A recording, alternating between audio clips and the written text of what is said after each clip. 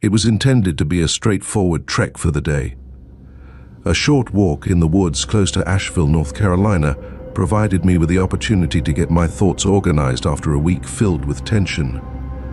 On the park map, Rosalind, my friend, and I had selected a path that was categorized as moderate because we believed that we would be able to complete it in a few hours. Unmistakable signs indicated the trailhead, and the route was well traveled. Around 10 o'clock in the morning, we went out, the crisp fall air revitalizing us. Beautiful day, isn't it, Winona? At that moment, Rosalind spoke, her voice reverberating faintly over the forest. Perfect, I said, taking a deep breath in the aroma of pine needles and wet ground to my lungs. Things were running well for the first hour of the day. We engaged in conversation, took in the sight of the changing leaves, and even saw a deer navigating its way through the foliage.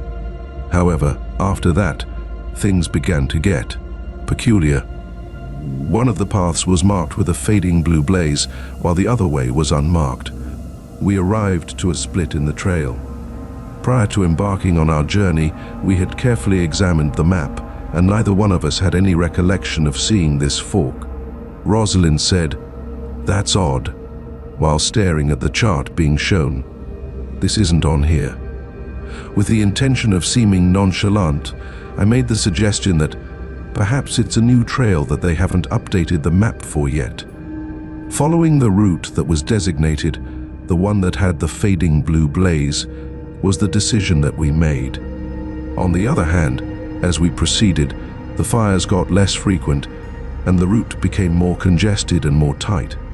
As the trees appeared to become closer to one another, the amount of sunshine that was able to penetrate the canopy became less bright.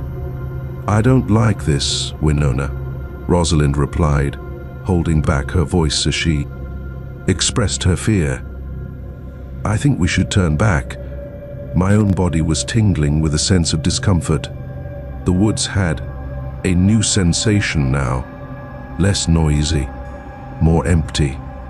If we turned around, however, we would have to go back across this more frightening environment with our steps. I tried to appear confident when I said, "Let's just go a little further," and I was successful. "See if we can find another marker." With the only sound that could be heard was the crunch of leaves beneath our feet, we continued on our way. After then, we were able to see it. A piece of frayed cloth that became entangled on a limb that was hanging low. Rosalind extended her hand and removed the hook with great care. The item was a fragment of a bright orange backpack that had been ripped and faded. This appears to be familiar," she murmured, her eyes widening in surprise. When I saw it, I immediately recognized it. A photograph of that rucksack was displayed in the office of the park ranger, where it was affixed to a corkboard and titled, "Missing Persons." My body went into a coma. Even when a feeling of dread began to settle over us, we continued on. More relics were discovered by us, including a rusty canteen, a pair of sunglasses, and a pair of hiking boots. Everything that belonged to hikers who had disappeared while they were in these woods. What seemed to be a winding path led us further and farther into the forest as it continued to wind and twist. The trees became more dense, and the undergrowth became more dense. It seemed as if the forest itself was getting closer and closer to us. Subsequently, we happened across a pocket of open space. In the middle was a heap of rocks that had been set up in the shape of a clumsy circle. One of the trekking sticks, which had seen better days, was placed in the center of the circle. A compact diary with a leather cover was propped up against the stick. With shaky hands, Rosalind lifted it up and looked at it. When she opened it, she started reading it out loud. There was an increasing sensation of disorientation, and the disturbing quiet of the woods was detailed in the writings. The trek was quite similar to the one that we went on. Simply put, the last entry said, "The trail has been removed. I am unable to locate the route back. Trees are keeping a watchful eye." When I looked down, the hair on the back of my neck stood on end. After taking a quick glance around, I suddenly became aware of a scary reality. We were not the only ones. There were eyes on us, and I could feel them watching us from the shadows. There was no way for us to stay there. All we cared about was getting out of there as quickly as possible, so we turned around and fled into the thicket. We were just so frantic to get away. We ran for what seemed like hours, with terror as the driving force behind each stride we took. At long last, we broke through the forest and emerged onto a trail that we were already acquainted with. Finally, we found ourselves back on the main track, the one that we had begun on. Despite the fact that our lungs were burning and our hearts were hammering, we did not stop running until we reached the parking lot. Things that took place on that day were never discussed by us. We did not return to those woods at any point. However, there are moments when I am able to still feel the eyes watching me, and I can hear the rustling of the leaves and the whisper of the trail that is receding. This occurs during the calm of the night. Story 2. This took place a few years ago, while I was on a camping vacation with some friends in the Shawnee National Forest, which is located in southern Illinois. There were 4 of us, my brother Theron, Bellamy, and Calliope, who were our pals. Additionally, there was myself. We were seasoned campers who were already acquainted with the region, and we had planned a trip into the wilderness that would last for 3 days. Nothing of note happened on the first day. In the vicinity of a little creek, we established our camp, prepared supper over the campfire, and shared tales till the wee hours of the night. When we first heard it, it was perhaps about 2 in the morning. A faint scream for assistance reverberating across the forest. Did you hear that? A hushed mumble came from Bellamy as he sat up in his sleeping bag. Every single one of us had. The voice was far away yet distinctive, and it sounded like that of a lady. Hello? Theron made a declaration. Is anyone there? Once again, the wail sounded, and this time it was a little bit closer. While our pulses were racing in our chests, we instinctively grabbed our flashlights and went slowly in the direction of the sound. As we proceeded farther into the forest, the screams continued to be heard. However, each time we believed that we were coming closer, the screams appeared to shift farther away, as if the person who was crying for assistance was just out of reach. Under her breath, Calliope said, "This is creepy," and her voice was shaking. Over the course of what seemed like an hour, we followed the sound, which caused the jungle to get darker and more oppressive. In the end, the shouts brought us to a little encampment that had been abandoned. The fire pit, which was surrounded by stones, was chilly and abandoned. Nearby, a dilapidated tent was lying crumpled and almost completely covered in leaves. "Hello?" Once again, Theron yelled out, and his voice reverberated across the stillness of the forest. Not a single person responded. A feeling of worry began to take hold of us as we proceeded to shine our flashlights all about the campground. A certain something about this location seems off.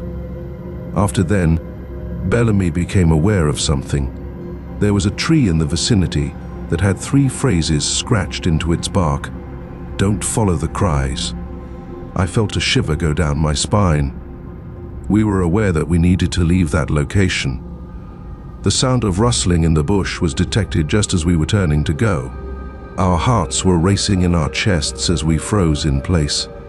All of our flashlights were pointed in the direction of the sound, but we were unable to see anything. "Let's go," I said, my voice scarcely rising above the sound of another breath. Because our brains were racing with questions that we did not know the answers to, we raced back to our own campground without speaking. We eagerly awaited the opportunity to leave the uncomfortable solitude of the forest behind us as we trekked back to the trailhead the next morning after packing up our belongings. After some time had passed, we were informed by a park warden that the deserted campground belonged to a terrifying past. A party of hikers had vanished in that region many years before, and their remains were never discovered until many later. According to the local mythology, their souls were still said to roam the woods, and they would lure passers-by who were unaware of their impending destiny, with reverberating calls for assistance.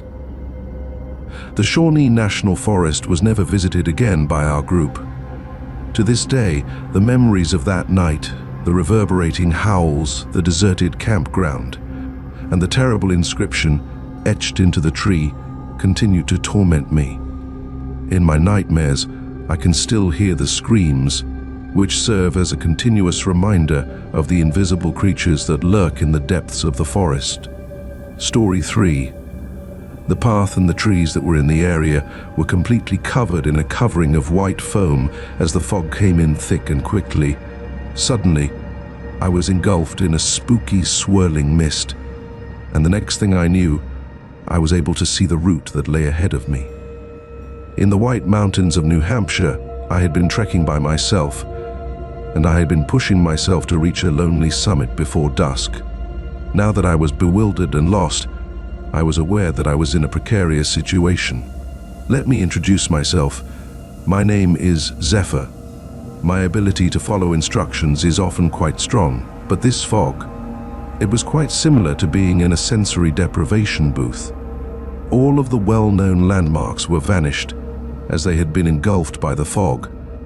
As I made my way ahead, my heart was racing in my chest, and I hoped that I would locate the track once again. And then, despite the whirling fog, I was able to see it. In the distance, there is a dim light that is flashing. I made my way towards it, my expectations growing with each step I took. As I got closer, the light became more intense, and it became possible to make out the silhouette of a little cottage. I felt a wave of relief flood over me. A safe haven and refuge. I approached the cabin with caution, seeing that it seemed to be long-standing and dilapidated, with the wood seeming black and deteriorating. On any of my maps, it was not noted in any way. The door was knocked on, but there was no one present to answer it. When I gave the handle a try, I was quite aback to find that it turned. A dimly illuminated inside was seen as the door opened with a creaking sound. A fireplace, a rough-hewn table, and a handful of chairs were the only pieces of furniture that were present in the cabin, which was contained inside a single room. Despite the fact that the fireplace was cold, there was a trace of smoke from the wood slinger that remained in the air. When I finally made it inside, I made sure to shut the door behind me and was relieved to be out of the fog. As I adjusted my eyes to the faint light, I became aware of something that was lying on the table, an accumulation of vintage pictures. Despite my initial reluctance, I decided to go with the number one option. An image of a hiker standing on a path was shown on the screen. The hiker was indeed me. My body went into a coma. I went through the other images, each of which depicted me at a different moment in time during the trek that I had taken earlier that day. Moreover, there was a photograph of me taken from the vantage point of someone who was standing inside the cabin, taken only a few seconds before I had entered the facility. I felt a rush of nausea hit me all at once. What made this a possibility? By whom had these photographs been taken? I was aware of a tingling sensation on the back of my neck, which may be described as the uneasy feeling of being watched. I turned back and looked around the cabin, but I was still by myself. After then, I became aware of it. In the far corner of the room, there was a faint clicking sound from somewhere. My heart was on the verge of stopping when I pointed my headlamp in the direction of the sound. There was an old Polaroid camera sitting on a shelf, and the lens of the camera was aimed squarely at that same moment. I moved away slowly, my thoughts racing as I did so. It was not only a cottage that had been neglected, it turned out to be a trap. As I turned around and raced, I threw open the door and dove back into the fog at the same time. Despite the fact that my lungs were burning and my heart was beating, I continued to run until I came across a trail sign that I had seen before. I did not turn around, ever. It was the last time I visited that particular region of the White Mountains. The recollection of that cabin, together with the images and the camera, continues to torment me. I can still feel the eyes watching me, and the muffled click of the shutter serves as a continual reminder of the presence that is hidden in the mist. Story 4. Initially, the stillness was the first thing that caught my attention. The lack of any sound seemed very odd, and there was no sound at all. No sounds of chirping, leaves rustling, or insects buzzing could be heard. It's nothing at all. It was as if the forest itself was waiting for its breath to come. I was out on a hike with my girlfriend, Thisbe, at the Olympic National Park, which is located in the state of Washington. We had decided to go on a well-known path that is famous for its breathtaking scenery and lush vegetation. On the other hand, the path was strangely empty on this particular day. Another hiker had not been spotted by us for some hours. "It's weird, isn't it, Elroy?"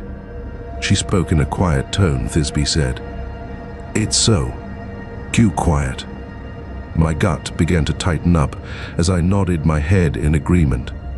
"Yeah," I said, "too quiet." The quiet pressed in on us, magnifying every crunch of gravel beneath our feet as we proceeded on our journey. Because of the way their branches were entwined, the trees seemed to be towering above us and shutting out the sunshine. An unsaid strain began to permeate the air, making it heavy and dense. Next, we came upon the tracks. It was unlike anything we had ever seen before. The dirt was covered with large tracks that resembled paws. In addition, they were fresh, with edges that were well defined. "What kind of animal made these?" Thisbe murmured, her eyes widening in terror as she spoke. I was unaware of it. The footprints were too large for a bear, and as broad as a mountain lion would have been. They resembled something that might be found in a nightmare. Over the course of some time, we followed the tracks, and an increasing sensation of dread began to settle over us. Our strained breaths were the only thing that broke the stillness that had been going on. We were under the impression that we were being observed, and then something unseen followed. After then, we noticed it. The thick foliage just off the root sounds like it is emitting a low growl that is both deep and guttural. Our hearts were racing in our chests as we froze in place, with our eyes darting about in an attempt to locate the origin of the sound. We clung to each other's hands. Again, the rumble sounded, and this time it was much closer. Our feet were able to detect a vibration in the earth underneath them. Whatever it was that was out there, it was large. Moreover, it was starving. The moment we found out what it was, we did not wait. We fled in the other direction and scrambled back down the path, the panic driving each and every step that we took. We continued to run till we reached the trailhead, despite the fact that our lungs were burning and our legs were hurting. We informed the park officials about the footprints, but they rejected them as bear tracks, despite the fact that we insisted that they were something more. They said that the quiet was most likely simply a natural respite in the activity that was occurring in the forest. We were aware of this fact. We were aware that there was something in the distance, something that had hushed the woodland and followed us through the woods. We did not return to the path at any point. The recollection of that day, with its suffocating quiet, gigantic footprints and terrible snarl, continues to torment me to this day. It is still possible for me to sense the eyes that are watching me from the shadows, the predator that is hiding just outside my line of sight. Story 5. We were first greeted by the intense and pungent aroma of wood smoke, which was carried by the air that was blowing in the evening. Miles and I were on a hiking trip when we found ourselves trekking deep inside the Pisgah National Forest in North Carolina. We had been traveling for a considerable amount of time, and the sun was about to set below the horizon. The notion of a warm fire and a nice supper was very pleasant at that moment. "There is someone camped up ahead," Miles remarked, pointing to a flickering orange light in the distance. "Someone is camped up ahead. Looks like we'll have some company."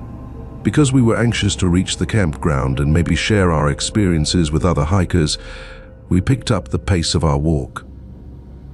As we got closer, The glow became more intense, casting a warm and welcoming light on the trees that were all around us. It was reassuring to hear the sound of wood being burned, which was accompanied by the crackling of flames.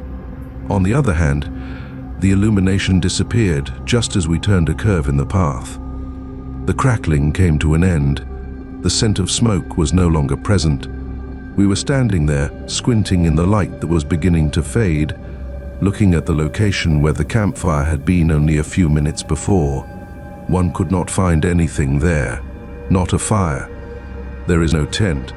There was no indication of any human presence. The ground was covered with pine needles and leaves, and the clearing was chilly and devoid of any vegetation. The sole sign of a fire was a little mound of ashes, which were icy and grey in color, giving the impression that the fire had occurred a very long time ago. What the? A tone of skepticism could be heard in Miles's voice as he mumbled, "Where did it go?" Although we explored the area and shone our spotlights into the trees that were all around us, we were unable to locate anything. It seemed as if the campfire had suddenly disappeared into thin air completely. I felt a chill go down my spine.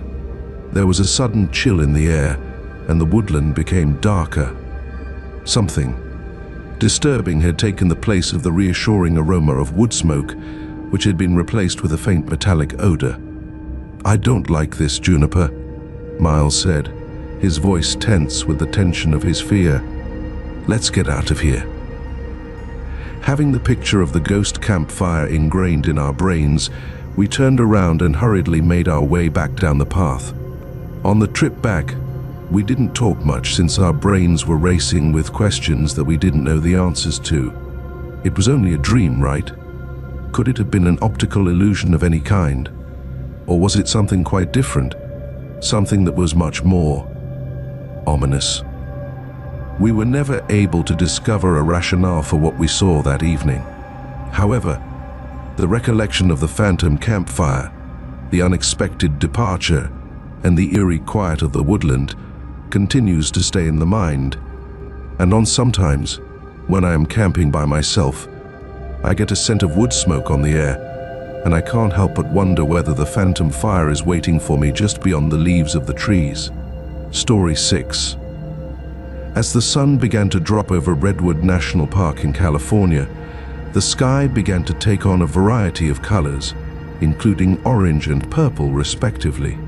Valerius, a friend of mine, and I were making a concerted effort to be to the campground that we had reserved before midnight. We had made a mistake somewhere along the road, and as a result, we were entirely disoriented at this point. Our view was obscured by the gigantic trunks of the old redwood trees, which towered above us and blocked out the final traces of sunshine. Valerius could be heard muttering, "We ought to have turned back when we had the opportunity," as his voice reverberated across the stillness of the woodland. I repeated, "We're almost there," even though I wasn't really certain of the situation. The map shows a campsite just over this ridge. Onward we went, the woodland becoming more obscure with each step that we took. The shadows grew longer. The shadows stretched and distorted, and the shadows took on bizarre forms that were not natural. After that, I became aware of something that caused my blood to become icy. Despite the movement of the trees, the shadows did not move. As if they had a life of their own, they were moving apart from one another, twisting and whirling in a certain direction. "Valerius," I said, my voice shaking slightly as I spoke, "look at the shadows." He looked in my direction, his eyes widening in dread as he did so. In the direction of a certain path, farther into the forest, the shadows were becoming nearer to us, directing us in that way. It felt as if they were directing us, or maybe they were ensnaring us. We picked up our speed in an effort to outrun the shadows that were moving, but they were able to keep up with us, their shadowy shapes seeming to flicker on the periphery of our field of view. As time went on, the atmosphere became dense with a suffocating quiet. It seemed as if eyes were watching us from the shadows, and we could feel them. Next, we happened onto a clearing by accident. in the middle of the area, was a collection of worn stone markings that were partially concealed by thick plants. It was an old cemetery that had been abandoned and forgotten about. It looked as if the flowing shadows had converged on this location, surrounding the tombstones with a swirling and converging appearance. A tidal wave of terror rushed over us. We were aware that we had discovered something that was both old and scary. When we turned around to run, the shadows barred our way, their black shapes becoming more substantial and creating a barrier that was impossible to get through. We were unable to escape. We remained huddled together in the clearing throughout the night, encircled by the shifting shadows and the quiet tombstones. No sleep was had by us. As the shadows moved and swung about us, we did nothing but stare with our hearts racing in our chests from the excitement. As the sun began to rise, the shadows began to fade away, disappearing into the forests. As soon as we were able to get to our feet, we started running and did not stop until we reached the main route. Never once did we turn around. Never once did we discuss the events that transpired that evening. On the other hand, the recollection of the shadows that moved, the cemetery that was still, and the sensation of being watched continues to haunt me. And there are times when I am walking through the woods at nightfall and I can't help but look over my shoulder. I am half expecting to see the shadows following me, leading me to some dreadful destination that I am not familiar with. Story 7. I was hiking by myself in the Great Smoky Mountains National Park, taking pleasure in the tranquility and the ability to push myself on a track that was less trafficked.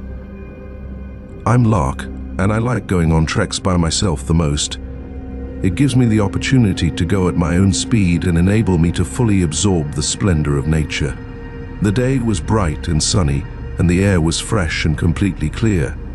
It had been many hours since I had started trekking, and I was on the verge of stopping for lunch when I came upon it. A rucksack that is propped up against a tree some distance away from the route. The hiking pack was of the highest quality, the sort that can be purchased for a little sum.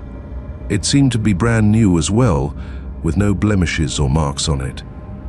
In order to satisfy my curiosity, I approached the bag with caution. I yelled out my voice, "Hello? Who is there, if anybody?" Nevertheless, there was no reaction.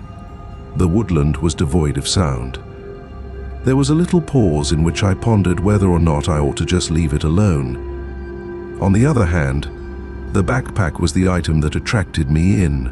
After reaching out, I removed the zipper from the main compartment. On the inside, I discovered a packed selection of trekking equipment that had not been used at any point, including a sleeping bag, a cooking stove, and a first aid kit. The owner seems to have just abandoned the pack and walked away without picking it up. I eventually located it. The little diary, which was bound in leather, was slipped into a side pocket. I removed it from its place and opened it. A week earlier was the day when the initial entry was made. My blood began to run cold as soon as I started reading. The writings in the notebook detailed a solo hiking excursion that I had taken, namely the path that I had been on and the sites that I had passed. The author provided a description of the breathtaking landscape, the difficult terrain, and the solitary nature of the mountains. The writings, however, took on a more sinister tone as I continued to read. Them. The author described a rising sense of disquiet, a sensation of being observed and followed, and even a sense of being followed. Following that, I read the last entry. It seemed to be a recap of events that had already taken place since it was written in the past tense. It detailed the last moments of the author's life, including the unsettling awareness that they were not alone in the woods and the horrific meeting with something. A sudden halt occurred in the middle of the statement. While my heart was racing in my chest, I slammed the diary shut quite firmly. When I looked down, the hair on the back of my neck stood on end. After taking a quick glance around, I suddenly became aware of a scary reality. I too was following in the footsteps of this individual. During those last moments, I was living them. After dropping the backpack, I bolted, climbing back down the mountain. I did not care where I went. I was just frantic to get away from the situation. I continued to run till I reached the trailhead, despite the fact that my lungs were burning and my legs were hurting. I informed the park officials about the bag, but they were unable to locate the person who had lost it. The diary was never referenced in any of the reports that identified the missing individual. It seemed as if the author had suddenly disappeared into thin air like a ghost. I did not return to the path at any point. I am still haunted by the memories of that bag, the notes in the diary, and the dreadful thought that I was retracing the steps that someone had taken before they passed away.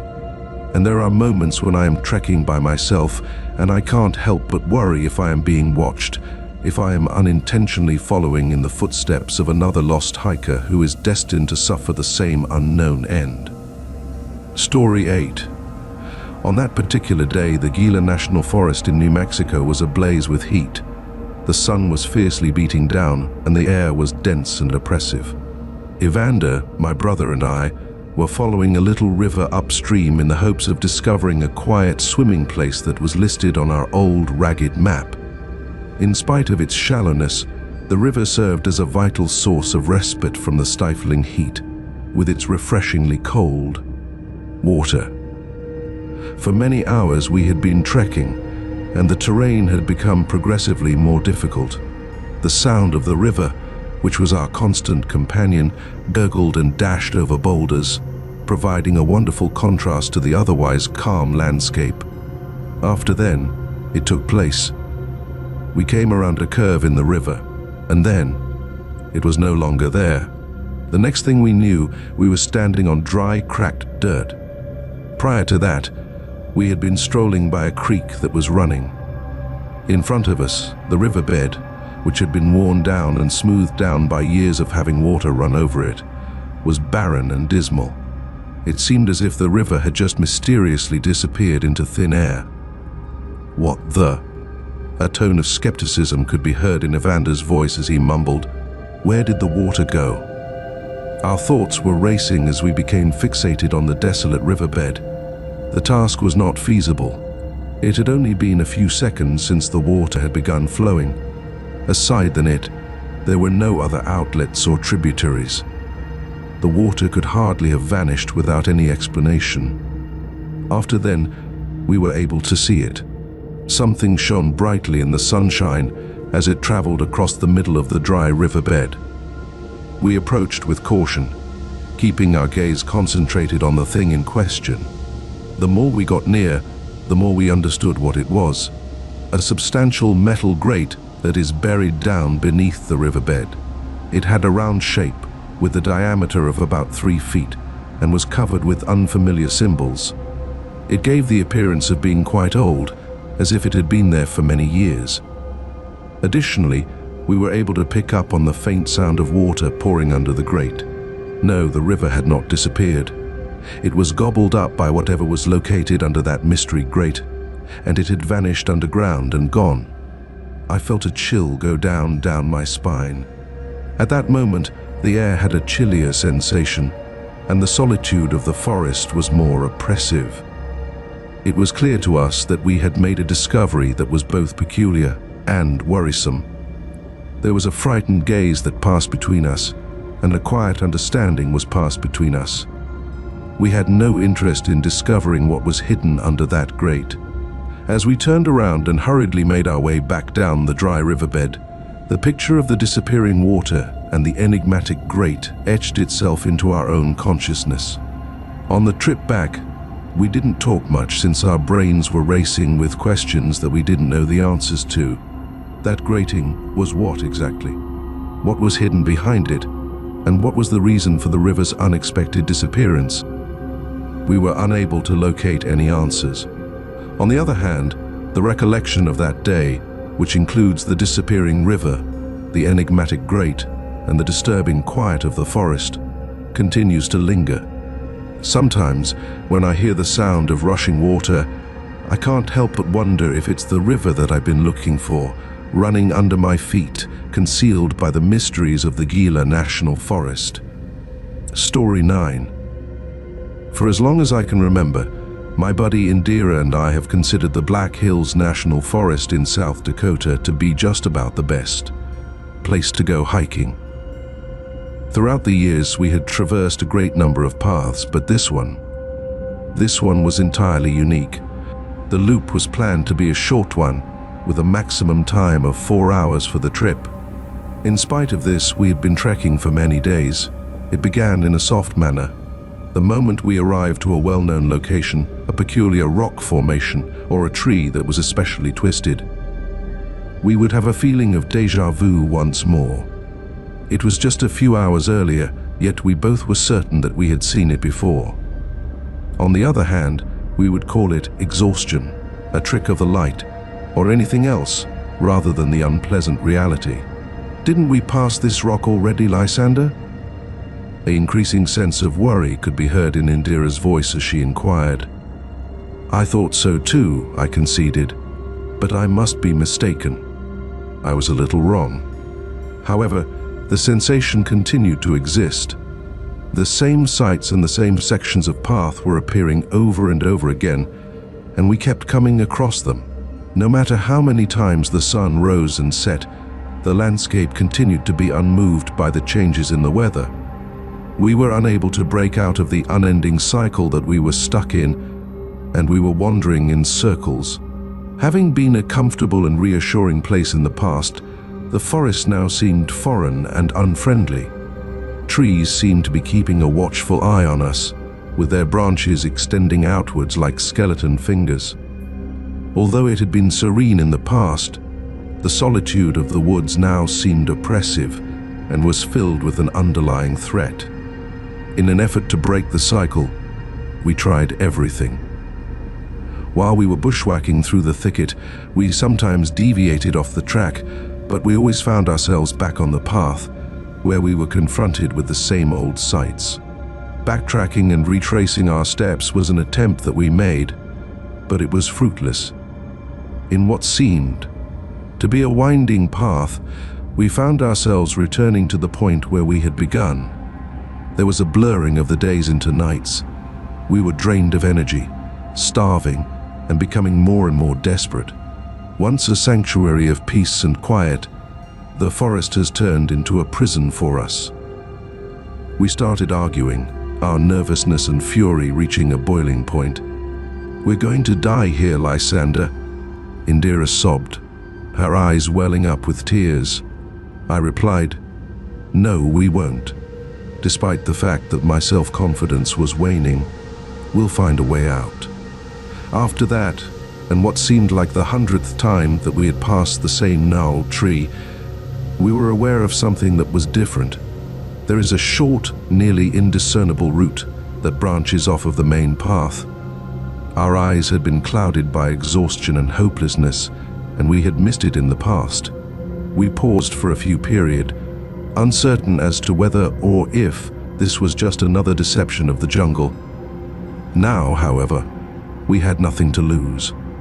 After taking the short path, we were taken aback by the gradual transformation of the surrounding environment. The old landmarks vanished, and in their stead was a new landscape that was alien to them. We were at last breaking free from the never-ending cycle of repetition. When we emerged from the trees, we were blinded by the sunshine and found ourselves on a road that we were unfamiliar with. A significant distance from where we had begun, we found ourselves in a region of the Black Hills that we had never visited before. We did not return to the path at any point. My mind continues to be plagued by the recollection of the never-ending cycle, the suffocating quiet, and the sensation of being confined.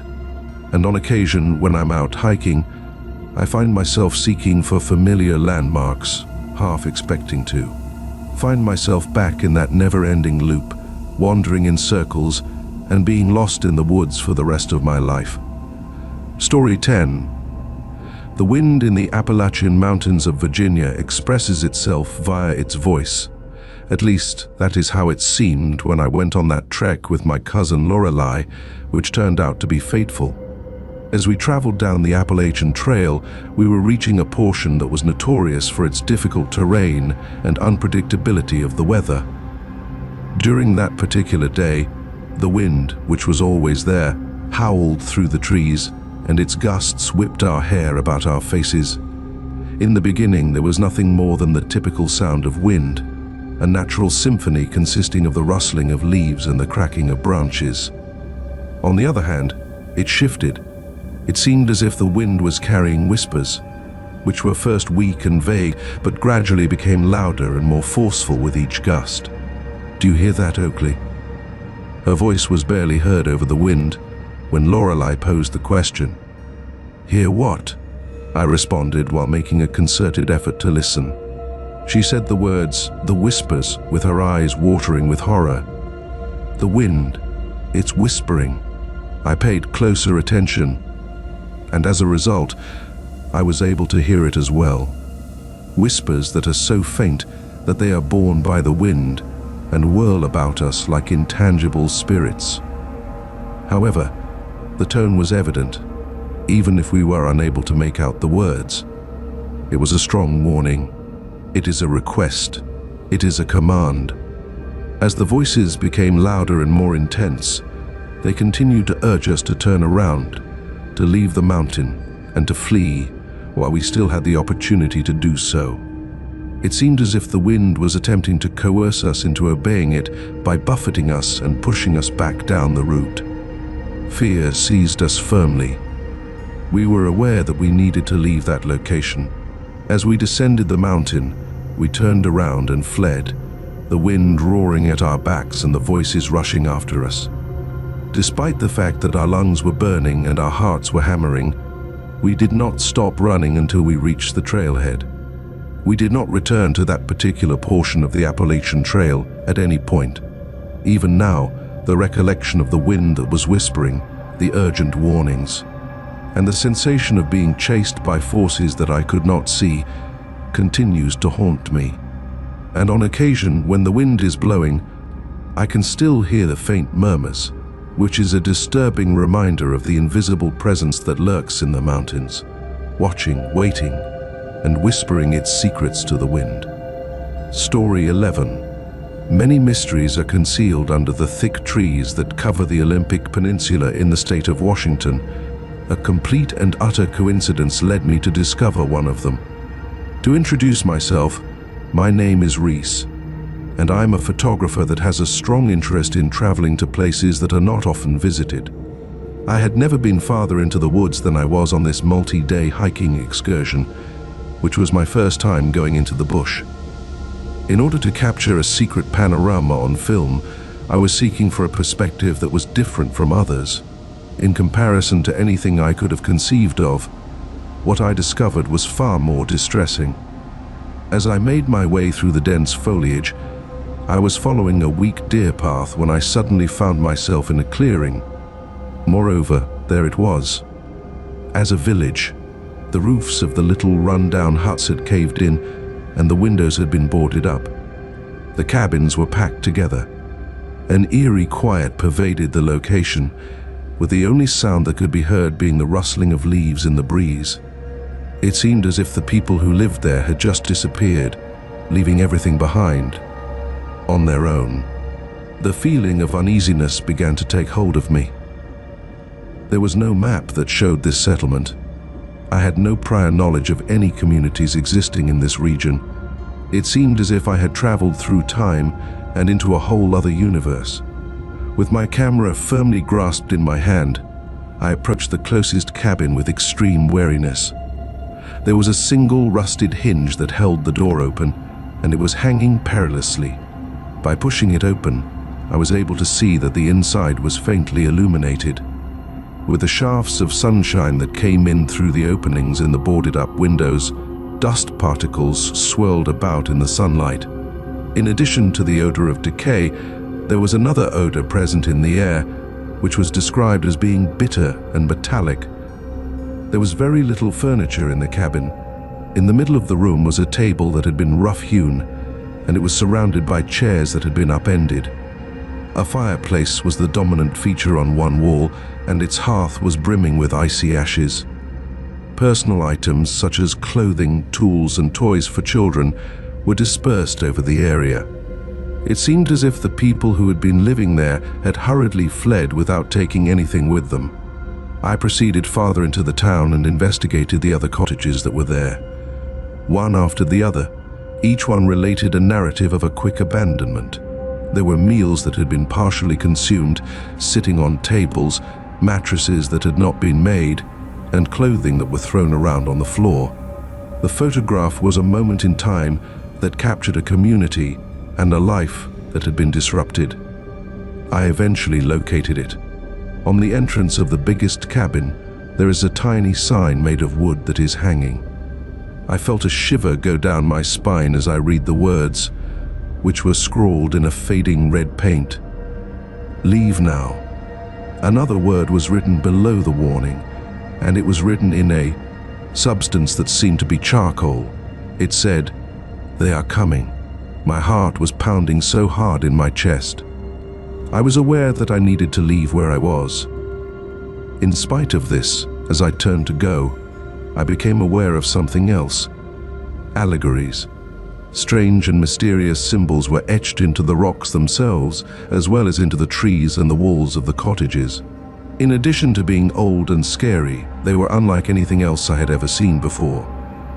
Rapidly taking photographs of the symbols, I felt an increasing sensation of fear sweep over me during the process. Although I was unable to comprehend their significance, I was aware of their significance. They were a cautionary note. I made a dash. It wasn't until I was kilometers away from the deserted settlement and far beyond the realm of the defined trails that I finally decided to stop running. Despite the fact that I informed the park authorities about my finding, they rejected it as a fake, a joke perpetrated by some youngsters from the neighborhood. There were no records of any villages in that region, according to what they stated, but I was aware of what I had seen. The abandoned settlement, the cryptic warnings, and the unnerving symbols were all things that I had seen. And I was aware on some level that the people who lived there had not just vanished. They had run away. It was something that they had escaped from. Despite my best efforts, I have never been able to escape the notion that I have stumbled onto something that is both old and deadly, a secret that should be kept a secret. My mind is permanently carved with the pictures of the deserted town, the cryptic warnings, and the symbols that are frightening. And there are moments when, in the stillness of the night, I am still able to hear the hushed cries of a hamlet that has been forgotten, carried by the voices of the wind as it blows through the woods. Story 12. The Ozark Mountains in Arkansas are teeming with caverns, some of which have been mapped out, while others remain unknown. My caving buddy Juniper and I, Story, had a strong desire to come across the latter. We were always looking for it. Our team consisted of seasoned spelunkers who were armed with the most up-to-date equipment and had a healthy appreciation for the perils that exist in the subterranean environment. We were captivated by the appeal of the unknown, the excitement of discovery, and the mystery that surrounded us. On the other hand, this particular mission would test both our bravery and our sanity to their absolute greatest extent. Following a tip from a local who claimed to have observed a cave entrance concealed behind a waterfall, we were investigating a remote region of the Buffalo National River wilderness. This was in response to the tip that we received. We eventually located it after spending a considerable amount of time bushwhacking through thick vegetation. There is a dark, gaping pit in the rock that is hidden by a narrow ribbon of water that cascades down the face of a rocky cliff. There was no map that showed the cave. The mountain itself seemed to have concealed it, as if it had been a secret that had been guarded for several ages. When we looked within, we saw a peculiar, ethereal light that beckoned us to go on. An expression of both joy and concern could be seen in each of our eyes as we shared a gaze. This was the end. This turned out to be the finding that we had been looking for. After putting on our lights and doing a last inspection of our equipment, we decided to go through the cascade and into the darkness. The atmosphere within the cave was chilly and wet, and it was thick with the fragrance of minerals and something else, something ancient, almost unearthly. We were surprised to find that the cave was much bigger than we had imagined. It was a massive cavern that extended deep into the mountain's core. It seemed as if frozen individuals were performing a macabre dance as strange rock formations came up from the ground. Their forms were twisted and distorted. It seemed as if the ethereal light that we had seen emanating from the mouth of the cave was coming from the depths of the cave itself, luring us further into its embrace. As we proceeded farther into the cave, we started to see writings on the walls of the cave. These formations were not natural in origin. The carvings were elaborate and complicated, exhibiting unusual creatures and symbols. They were carved into the rock. In appearance, they seemed to be very old, as if they had been there for millennia. We came to a halt in order to inspect the sculptures in more detail. They were unlike anything we had ever seen before. They spoke a language that we were unfamiliar with, and they told a narrative that we were unable to understand. Nevertheless, as we continued to investigate them, a terrifying understanding came to us. It seems that some of the symbols were known to me. They were similar to the markers that we had on our own maps, which were the coordinates of where we were at the moment.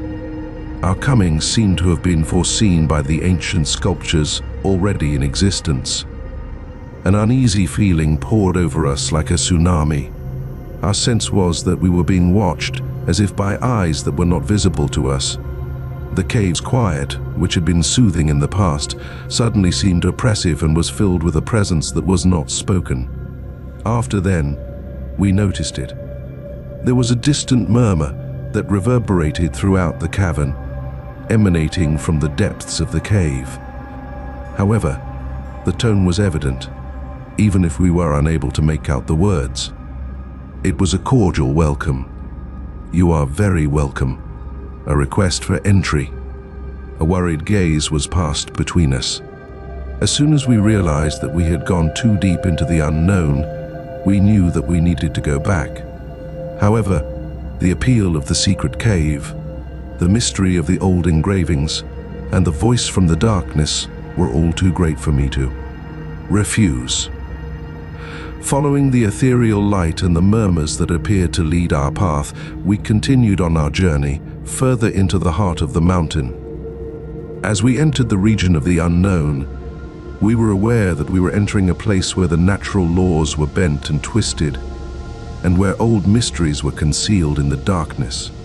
We were aware that it was possible that we might never come back. However, it was necessary for us to be aware.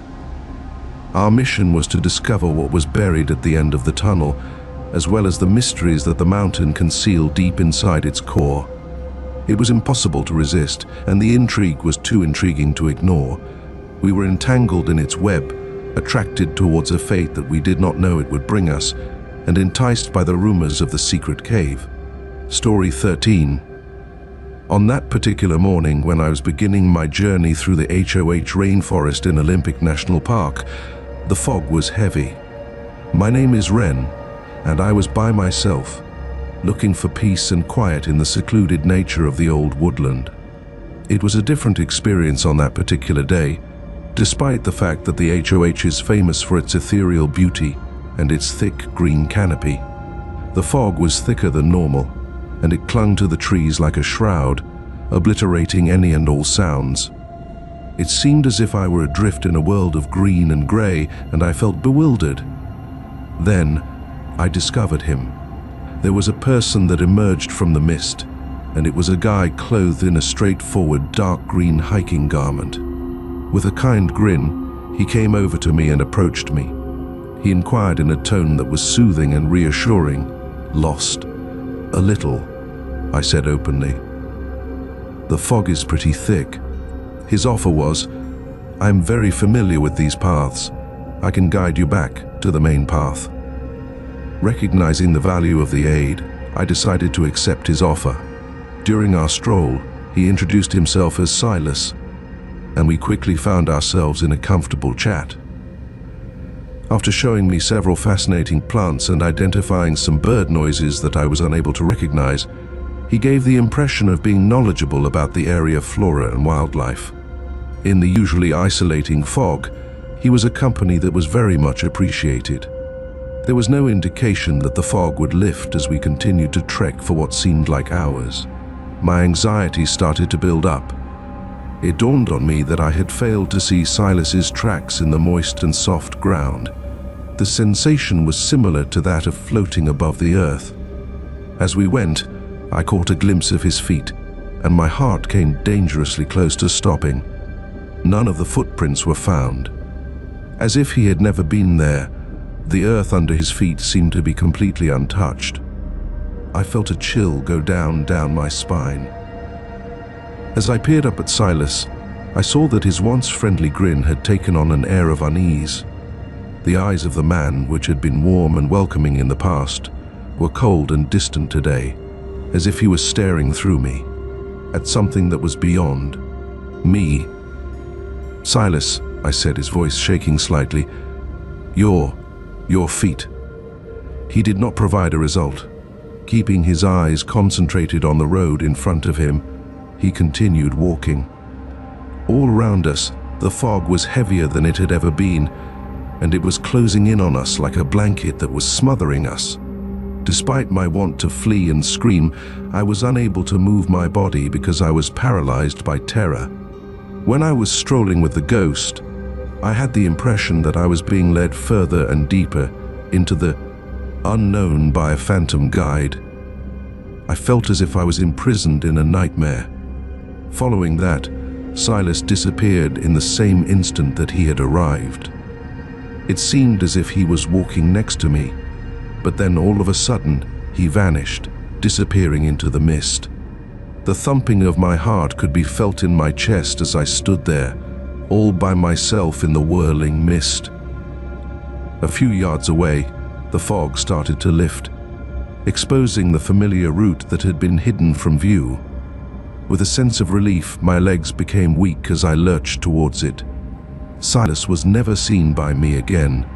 In spite of the fact that I informed the park rangers about my experience, they disregarded it as a hallucination, which is a common consequence of being disoriented in fog.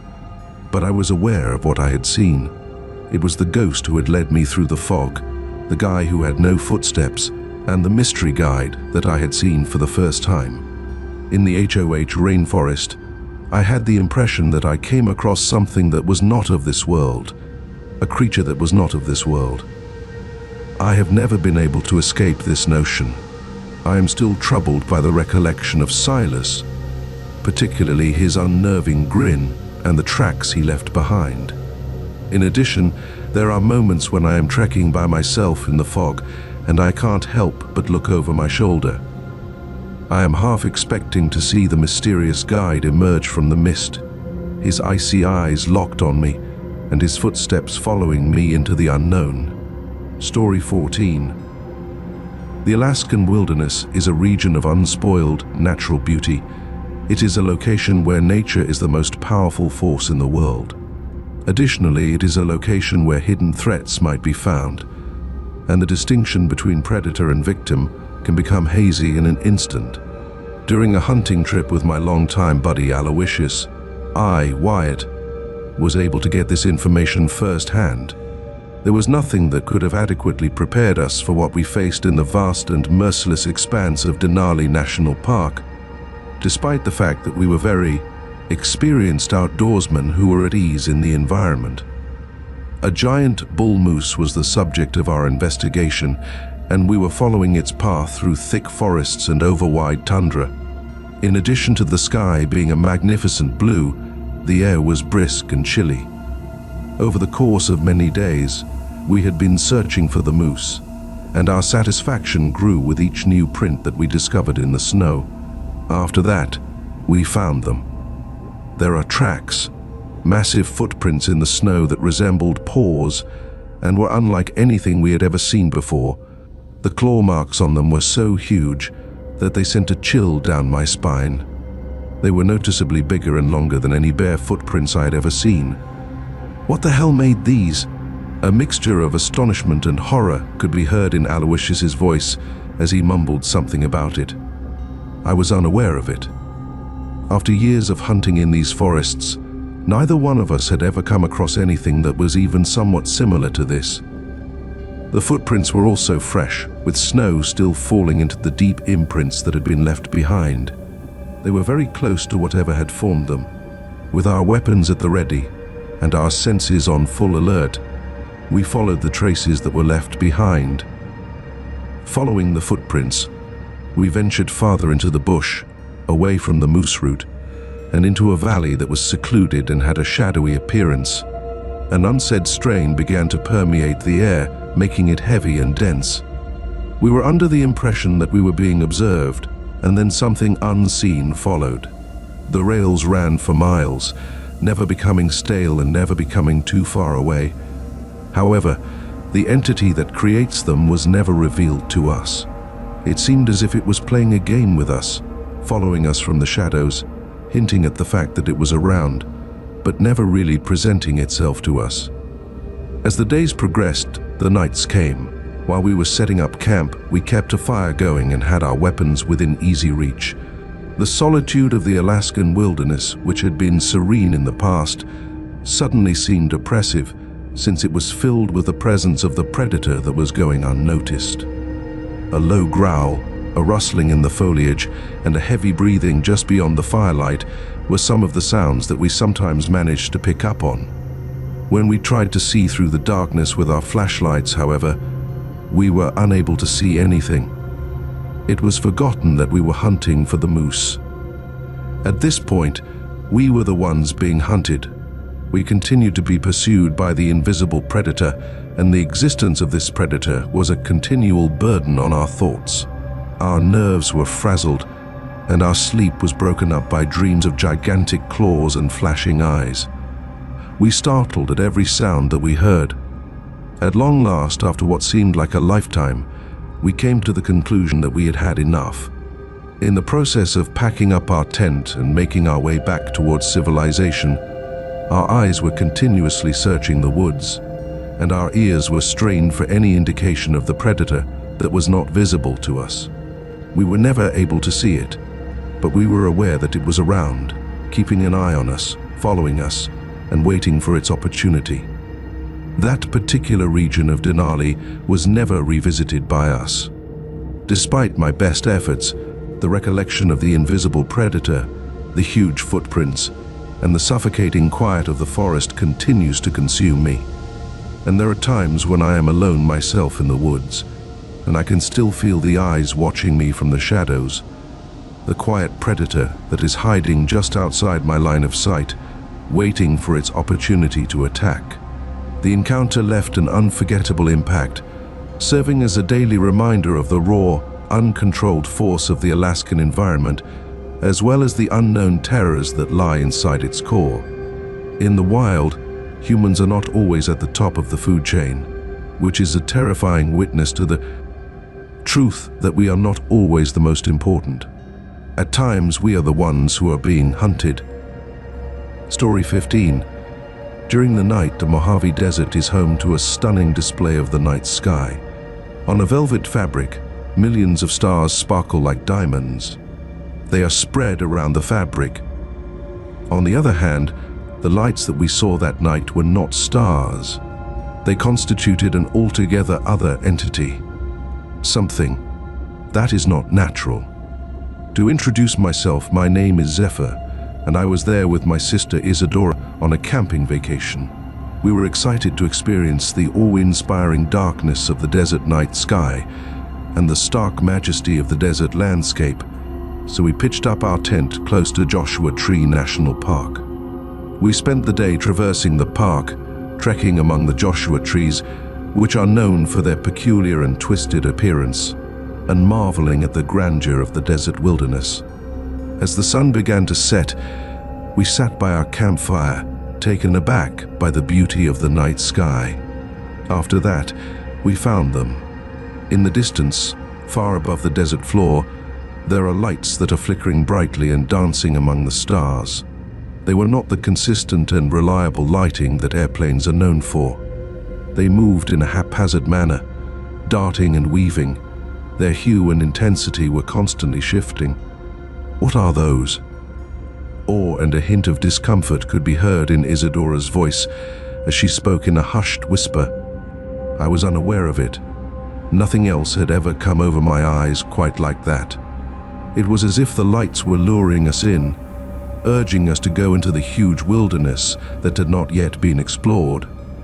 The lights continued to light up night after night, their fascinating dance of flashing becoming more powerful with each passing night. They seemed to be conveying some kind of message, but we were unable to hear or understand what they were saying. We made an effort to disregard them and concentrate on the splendor of the stars, but the lights were too captivating and alluring for us to ignore them. The next evening, we made the decision to follow them. Having been captivated by the appeal of the unknown, we eventually packed up our belongings and left our camping. The flickering lights that flickered in the distance served as our guide as we traveled for hours, going further and deeper into the desert to reach our destination. Nighttime in the desert is like being in a separate universe. The landscape that was once familiar is transformed into a gloomy world that is filled with odd shapes and a spooky quiet. It is becoming colder outside, the stars are getting closer, and the lights that are flashing are becoming more bright and more genuine. Despite the fact that the immensity of the desert and the seductive draw of the lights caused our sense of time and direction to become warped, we continued to follow the lights for what seemed like days. However, we did not care that we were lost. A force that we were unable to see, a compulsion that we were unable to understand, was driving us. Through the use of the lights, we were able to locate a canyon that was tucked away so far into the desert. As we moved further into the canyon, the lights became more intense and closer until they encircled us completely, acting as if they were fireflies in a jar and swarming and dancing about us. A peculiar energy was present in the atmosphere, and we experienced a tingling sensation on our skin. There we were, in the very center of the enigma, where the lights were coming from. On the other hand, everything was empty. We were unable to find any explanation for the lights that we had been following for such a long time. No extraterrestrial spaceship and no secret government base. There was nothing except the uninhabited canyon, the whirling lights, and the suffocating nighttime quiet of the desert. Our bodies were worn out. We were confused, and we were completely baffled. Despite the fact that we had tracked the lights to the far end of the world, we hadn't found anything. In the canyon, we set up camp, our thoughts racing with questions that we had not yet found answers to. Could you tell me about the lights? From what source did they originate? Why had they brought us to this location? We were unable to locate any answers. We retraced our tracks and exited the canyon the next morning, paying attention to the rising sun as we did so. There was no further sighting of the lights that flickered. However, the memory of that night continues to haunt me. The mesmerizing dance of the lights, the immensity of the desert, and the disturbing quiet of the canyon all come to mind again and again. When I gaze up at the night sky, there are moments when I can't help but look for the lights that are flickering.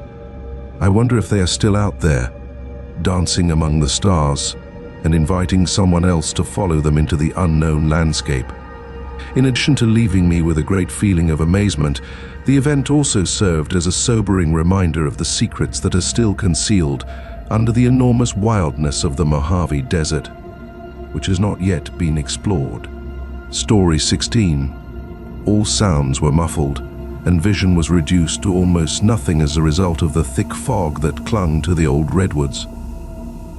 We were a party of 5 seasoned hikers who were attempting to navigate a difficult path in the Redwood National and State Parks in the state of California. Our preparations were thorough, since we had maps, compasses, and a large quantity of supplies at our disposal. Nevertheless, Even the most seasoned hikers are susceptible to falling victim to the unpredictability that is inherent in the environment. As we continued to hike for a number of hours, the fog became more dense with each step that we took.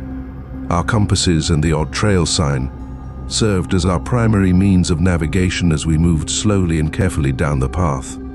The air was thick with the aroma of wet soil and pine needles, and the only sound that could be heard was the crunch of leaves beneath our feet. After then, it took place. A member of our group, a young lady by the name of Thisbe, removed herself from the path for a little period of time, most likely in order to relieve herself. We were waiting for her to come back, but she did not show up. Although our voices reverberated through the fog, we were unable to get a response from her when we yelled out her name. Thisbe. An increasing feeling of fear was infused into my voice as I yelled out in alarm. Thisbe, where are you? The lack of sound was painfully loud. With our pulses racing in our chests, we quickly dispersed ourselves and began scouring the area surrounding the route. Due to the dense fog, we were only able to see a few feet in front of us without difficulty. After a number of attempts, we were unable to locate Thisbe despite our repeated calls for her. We were able to locate it. A few distance off the route, her bag was found laying on the ground. There was a hole in it, and its contents were spilling out into the wet ground. As if she were engaged in a fight, her water bottle, her map, and her compass were all dispersed. A tidal wave of terror rushed over us. Thisbe has been affected by something before. What is? A bad thing. Our calls became more urgent and anxious as we continued our hunt for the missing person. In the undergrowth, we discovered broken branches, leaves that had been agitated, and other indications of a battle. The only thing that was missing was Thisbe. With the arrival of night, the fog became more dense, transforming the woodland into a gloomy world filled with apprehension and doubt. Our flashlights were shining spooky rays into the swirling mist as we gathered together in a tight circle. We were aware that we needed to continue our search, but the fog and darkness made it very difficult for us to do so. After then, we noticed it. There was a faint scream for assistance that reverberated through the fog, and it came from someplace deep inside the forest. Although it sounded like Thisbe, it was feeble and distant, as if she were located a great distance away. Despite the fact that our hearts were hammering with a combination of hope and anxiety, we followed the sound. As we made our way through the thick undergrowth, we stumbled over rocks and roots, and our torches let us see well in the pitch blackness. The shouts persisted, taking us farther and further into the forest as they approached. But every time we thought we were coming closer, the screams appeared to shift farther away, as if Thisbe was just out of grasp, even while we were growing closer. After a number of hours of searching, our calls became less urgent, and our optimism began to dwindle. After a long and exhausting process, we were finally forced to acknowledge the fact. Finding her was not going to be possible. We went back to the trailhead with our brains spinning, and our emotions weighed down by the weight of our sorrow and shame. A complaint of Thisbe's disappearance was filed with the park rangers. However, they were unable to locate her. She disappeared without a trace, being consumed by the mist and the old redwoods that surrounded her. I am still troubled by the memories of that day, which includes the dense fog, the empty bag, and the faint pleas for assistance that were heard in the night. I am still able to hear Thisbe's voice reverberating through the woods, which serves as a disturbing reminder of the perils that are hidden from view in the forest, and the precarious nature of existence when confronted with the unpredictable. A profound scar was left behind as a result of the event, which serves as a permanent reminder of how fast things can go wrong in the wild, and how easily someone may go, without a trace, leaving behind nothing but quiet and questions that remain unanswered. Story 17. It is impossible to overstate the spectacular splendor of the Rocky Mountains in Colorado, which are characterized by their towering peaks, untouched forests, and secret valleys. On the other hand, behind the surface of this natural paradise lurks a world of ancient magic, a universe of energies that cannot be seen and occurrences that cannot be described. My vision of the natural world would be irrevocably altered as a result of my discovery of one of these places, which I, Ilara, became aware of by complete chance. My journey consisted of my going on a backpacking trip by myself and visiting a distant part of the San Juan National Forest. A weak track led me through deep pine woods and over alpine meadows the whole time I was trekking, which had been going on for many days. I had been exhausted, I was hungry, and I was prepared to set up camp for the night. After then, I became aware of it. A meadow that is illuminated by the golden light of the sun as it is setting. In my whole life, I've never seen a meadow just like this one. The air was filled with a pleasant and intoxicating aroma.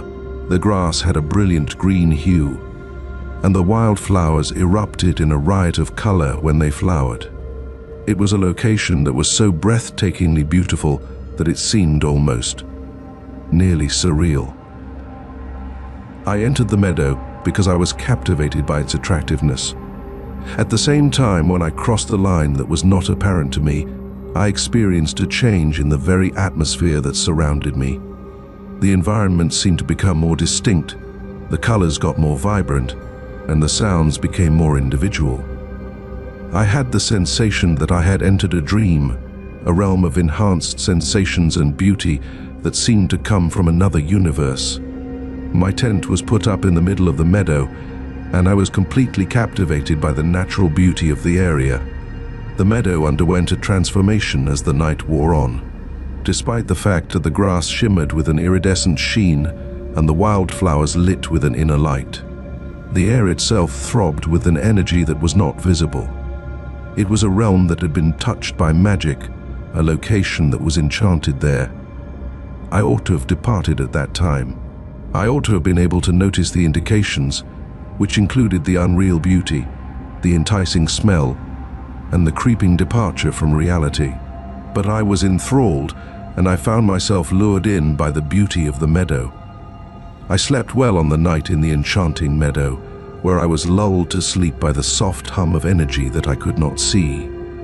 The next morning, when I woke up, the sun was already very high in the sky. While I was getting ready to resume my trek, I packed up my tent. But just as I was about to leave the meadow, I discovered that I was unable to. It was as if I were being held back by an unseen barrier, which prevented me from crossing the border. I exerted myself against the force that I could not see, but it was to no avail. I tried again and again.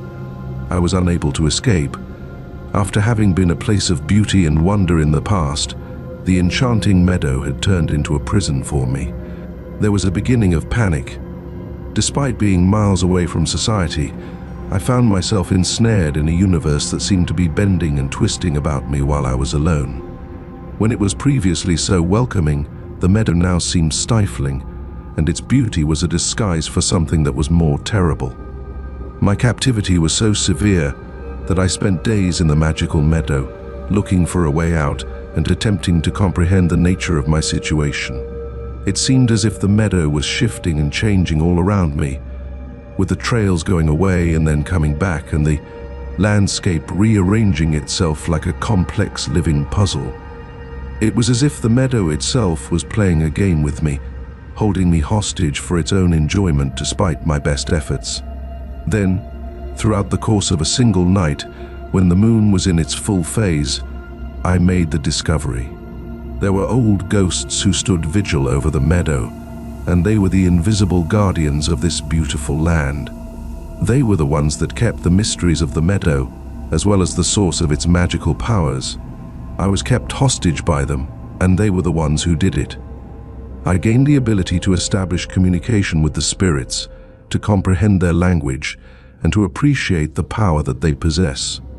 According to what I discovered, the meadow was a region of equilibrium, a place where the barrier between realms was rather thin, and I discovered that the only time I could go was when I was prepared, when I had mastered the teachings that the meadow had provided for me to study. The ghosts finally let go of me after what seemed like a lifetime had passed.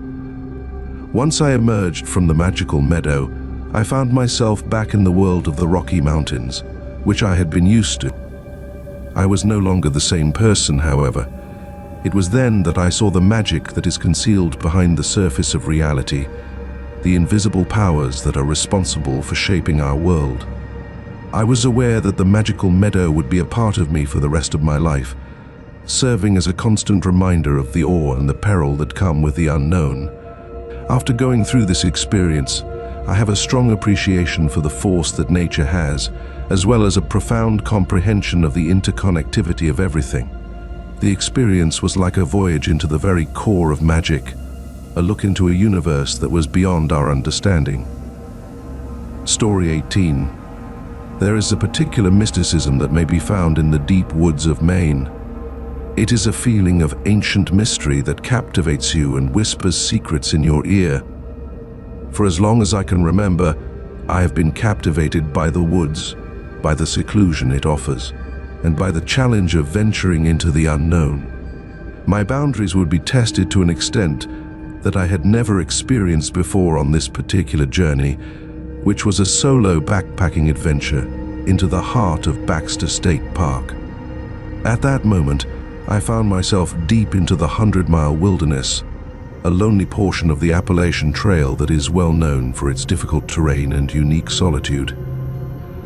Over the course of many days, I had gone out on foot, taking pleasure in the peace and quiet of the unspoiled woodland.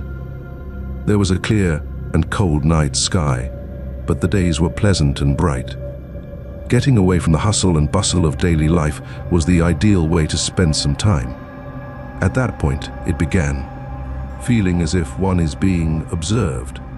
I felt a tingling sensation on the back of my neck and a feeling of disquiet that I couldn't quite put my finger on. At first, it was quite faint. To me, it would be nothing more than paranoia, a trick of the light, or anything else other than the unpleasant reality. However, the sensation continued to exist. It became more intense with each passing day, and it remained a persistent burden on my own mind. There were brief shadows that darted under trees, and rustling leaves that seemed to follow my every step. I would catch glimpses of activity in the fringe of my eyesight. I then came upon these, the eyes. The darkness just beyond the reach of my campfire is where I find myself reflecting. One may compare them to embers that were shining in the darkness. They were little dazzling points of light. They observed me with a look that was unmoving, and their presence that could not be denied. One of my attempts was to justify it. I reminded me that animals, anything other than the awful reality that was whispered in my ears, such as goats, raccoons, or deer, but there were an excessive number of eyeballs. They were deliberately arranged, and they were clever. I had the impression that they were observing me, analyzing me, and waiting for something. It became a continuous companion to have the sensation that one was being watched. Unable to escape the feeling that I was being watched by eyes that were not visible to me, I was being followed. After having been a haven of refuge in the past, the woodland now seemed oppressive and was loaded with an implicit threat. The eyeballs began to appear in every nook and cranny, staring at me from the darkness beyond my campfire, reflecting in the sunshine that is trickling through the trees, glinting on the leaves that are drenched in dew, and reflecting in the sunlight. At all times, they were there, keeping watch and waiting. My sleep became erratic, and it was periodically broken up by dreams in which I was encircled by eyes that I could not see, and their stare penetrated my very existence. My nerves were tense, and my senses were on high alert. I jumped at every sound they made. When I was younger, I yearned for isolation, but now it seemed like a burden since it isolated me from my invisible spectators. For the purpose of convincing myself that it was all in my imagination, I made an effort to ignore the eyes and concentrate on my trek. However, it was of no use. Real eyeballs were being used. They had been present. They were keeping a close eye on me on a certain evening. I made the decision to face my invisible spectators after being pushed to the brink of insanity by the continuous monitoring. I quickly grabbed my flashlight and aimed it into the darkness in an effort to locate the source of the blazing eyes. In order to follow the gaze that seemed to cut through the trees, I made my way through the thicket. My search yielded no results. There was nothing except the eerie stillness of the night, the sound of the leaves rustling, and the emptiness of the forest. The eyes had disappeared, simply vanished into thin air. As I made my way back to my campground, I was trembling and confused. Did I just make everything up? Are you experiencing hallucinations as a result of not getting enough sleep and being paranoid? Or was it something quite different, something that was much more ominous? My search for answers was fruitless. My mind was racing, and my senses were heightened as I made my way out of the 100-mile wilderness the next morning. I never again saw the eyes that were observing me. On the other hand, the recollection of that journey, which included the uncomfortable sensation of being watched and the continual monitoring, continues to haunt me. In addition, there are times when I am alone myself in the woods, and I can still feel the eyes on me, watching me from the shadows. Their quiet stare is a terrifying reminder of the invisible presence that lurks in the environment, monitoring our every move and waiting for the right moment to show itself. I was left with a tremendous feeling of discomfort and a genuine reverence for the mysteries that are still concealed in the heart of the woods as a result of the encounter. Story 19. A terrain rich in Native American history and whispered stories of abandoned gold mines and ancient curses, the Superstition Mountains of Arizona are a place of legend and lore. They are a location where legends and lore are kept alive.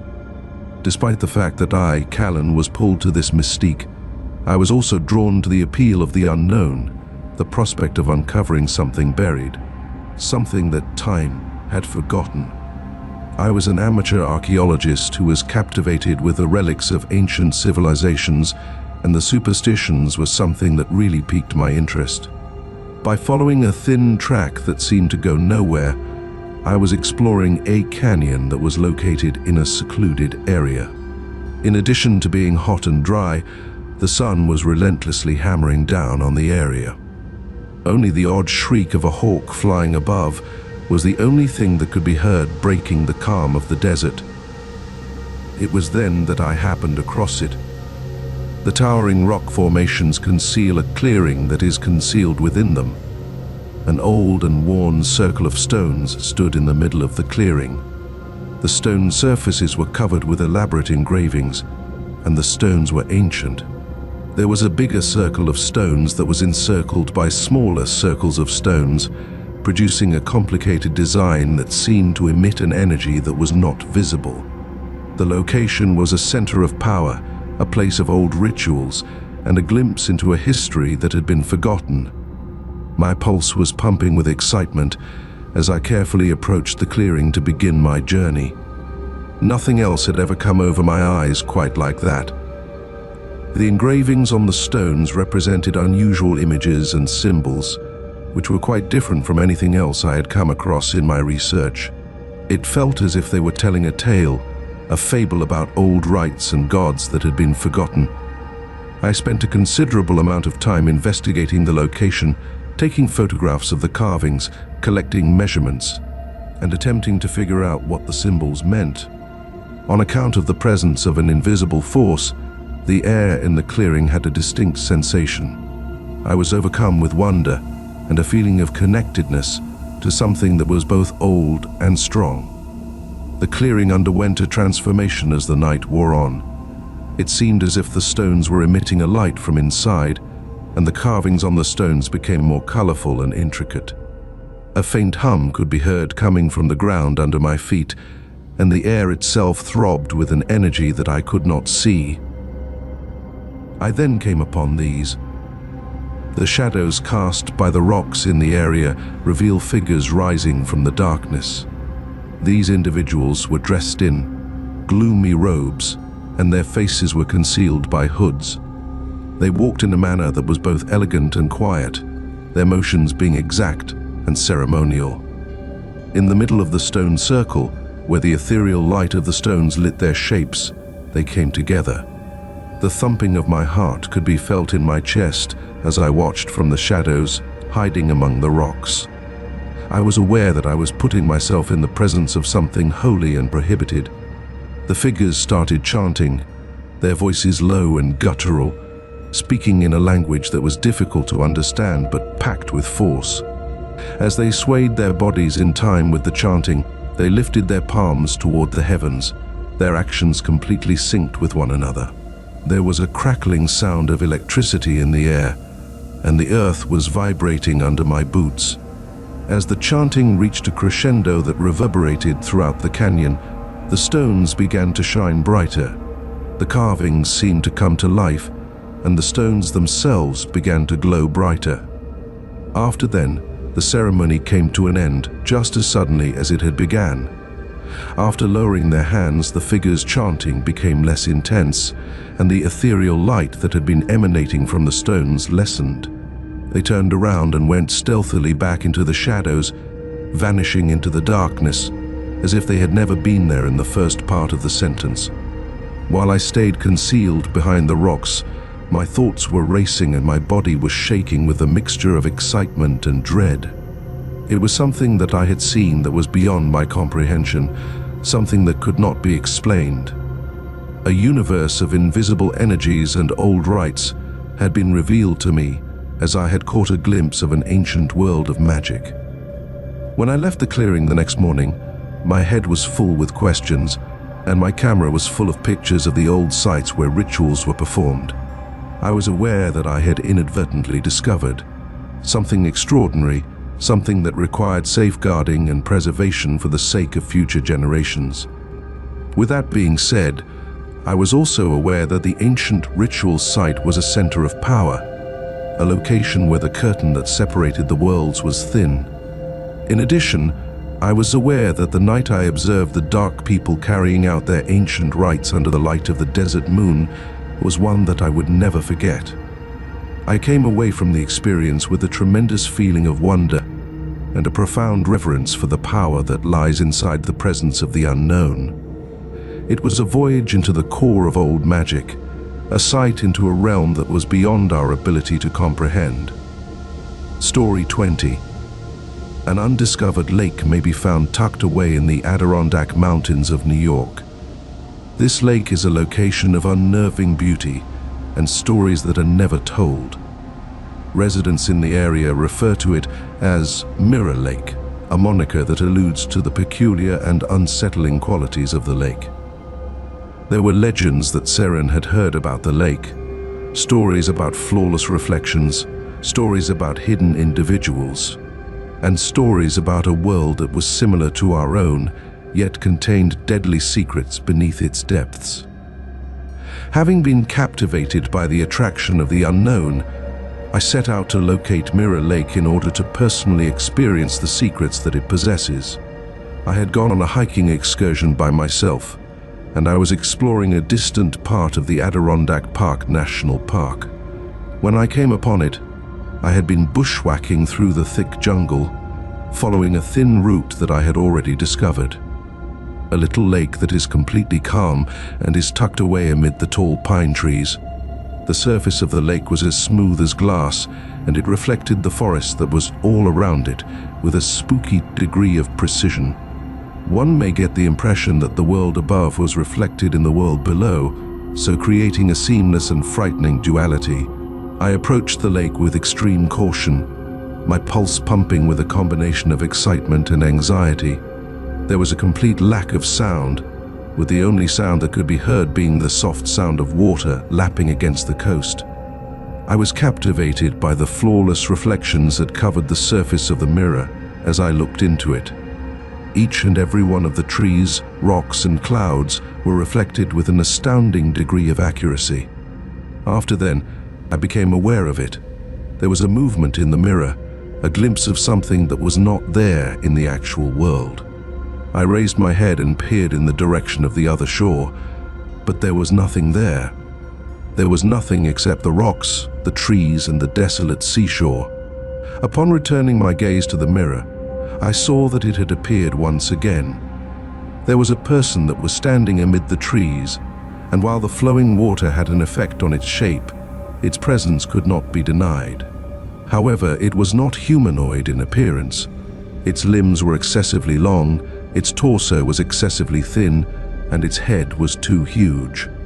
Also, its eyes gleamed with a brightness that was not of the natural world. I was feeling my pulse racing in my chest as I glanced at the figure that was reflected in the mirror. I was the subject of its gaze, and its luminous eyes were locked on my reflection. It seemed as if it could see me, as if it was aware that I was there. My instinct was to flee, to scream, and to turn away from the terrible scene that I was seeing. On the other hand, I was unable to move because I was enthralled by the mystery and pulled in by the unknown. I was aware that I ought to depart, with the knowledge that I had discovered something hazardous, something that should be left undisturbed. On the other hand, the fascination of Mirror Lake, as well as the mystery of the person that was mirrored in it, was irresistible. While I was beside the lake, I spent a considerable amount of time observing the reflections and looking for the person that seemed to be there only in the world of mirrors. It made an appearance and then vanished, its motions being unpredictable and its presence being troublesome. Occasionally, it would remain still, its bright eyes locked on the reflection of my face.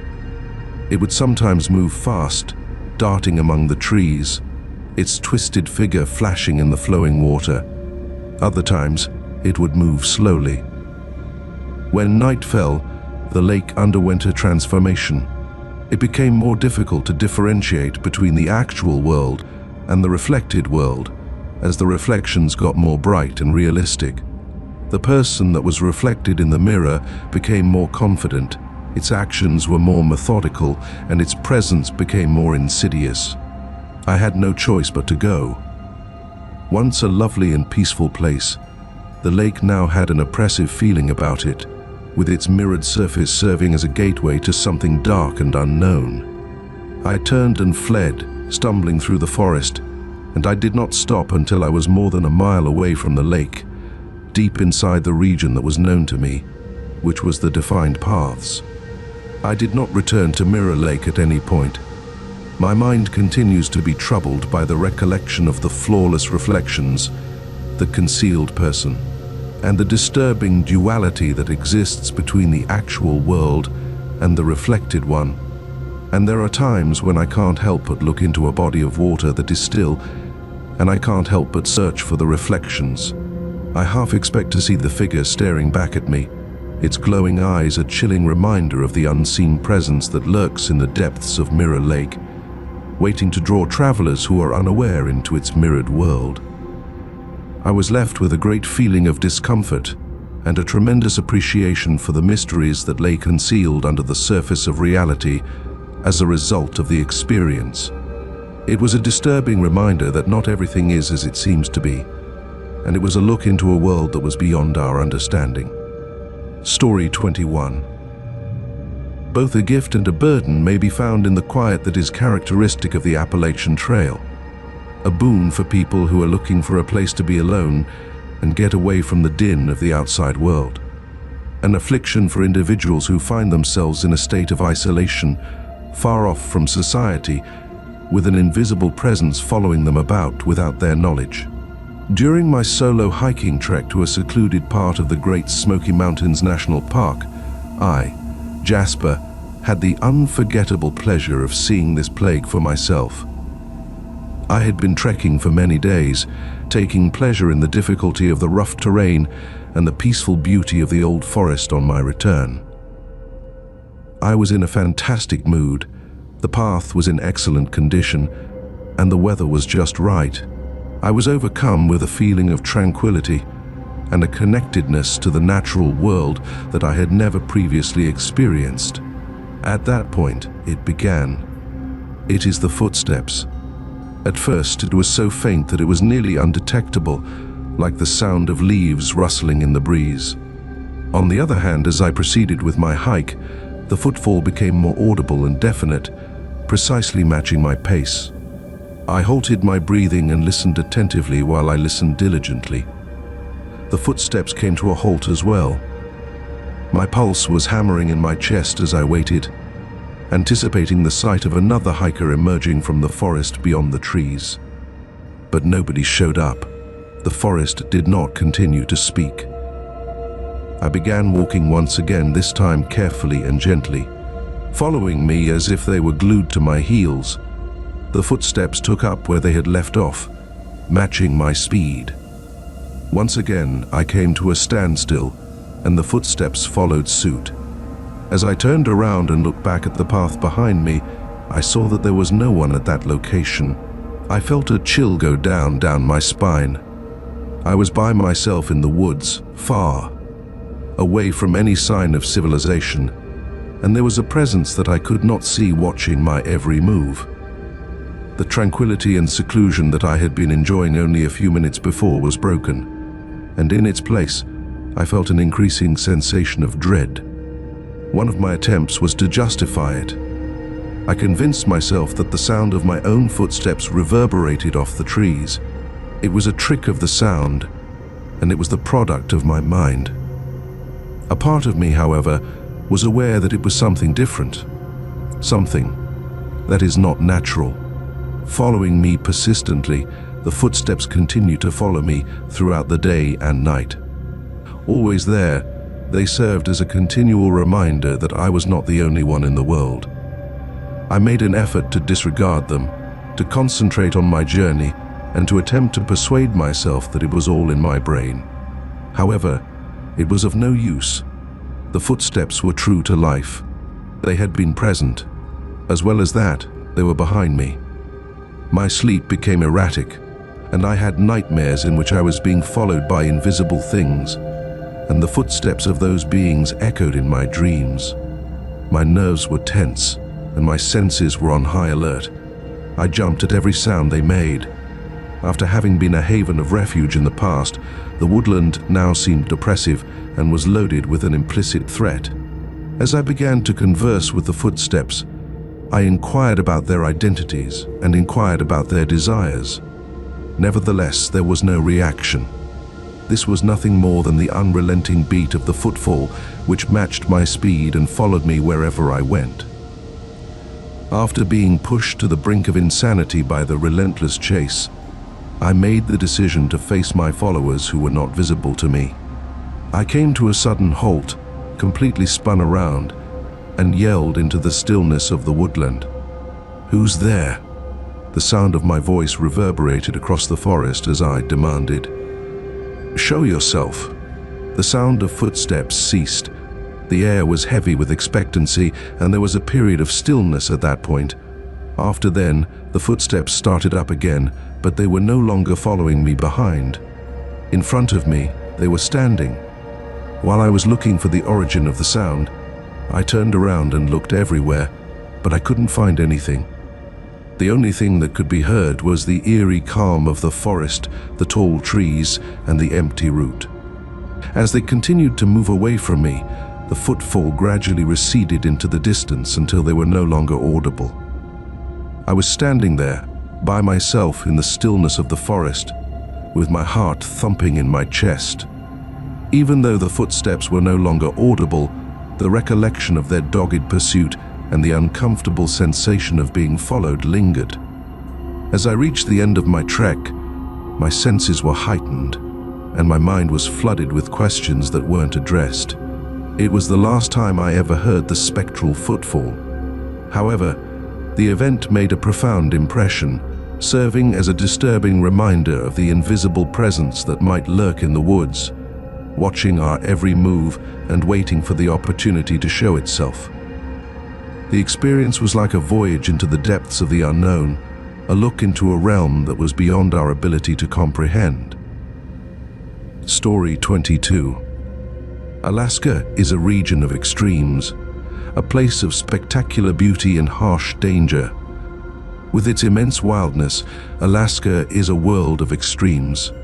The spirits of the land are loved and feared in equal measure in this region, which is a place where ancient customs and superstitions continue to hold influence. During a kayaking trip in the Inside Passage with my buddy Rhodes, I, Mallory, had the opportunity to find out this information firsthand. Our kayaking expertise was extensive, and we were confident in our ability to navigate the treacherous seas along the coast of Alaska. We had planned a journey that would last for a week, during which we would be camping on hidden beaches, visiting the secluded islands and inlets, and totally immersing ourselves in the natural splendor of the Alaskan wilderness. We arrived on a tiny island that was devoid of any inhabitants one day, with the intention of exploring the deep forest that encompassed the heart of the island. We had been wandering for some time, following a weak deer path, when we came upon a little clearing out of nowhere. There was a totem pole that was carved from a single piece of cedar and stood in the middle of the clearing. The surface of the pole had been aged and eroded by the elements. A variety of animal sculptures, including a bear, a raven, a wolf, and a species that we were unable to identify, were artistically carved onto the totem pole. As if it had been there for ages, a quiet protector of the island, it seemed to be very old and had a very old appearance. Rhodes, ever the prankster, made the decision to climb the chain of command. After reaching up, he got hold of the figure that was at the very top, which was the monster that he could not identify, and dragged himself up. Although I cautioned him to exercise caution and to show reverence for the sacredness of the totem pole, he just laughed at my worries and dismissed them as superstition.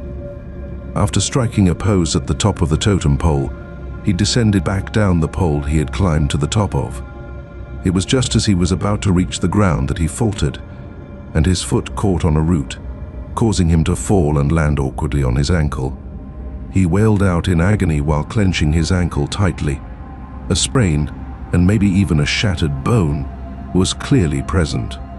We had no means to get in touch with anybody for assistance since we were miles away from civilization.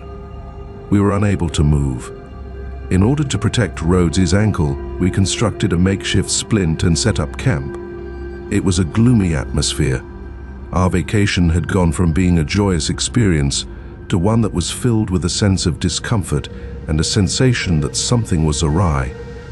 During that evening, when we were sitting by our campfire, we were aware of something peculiar. It seemed as if the totem pole was observing us.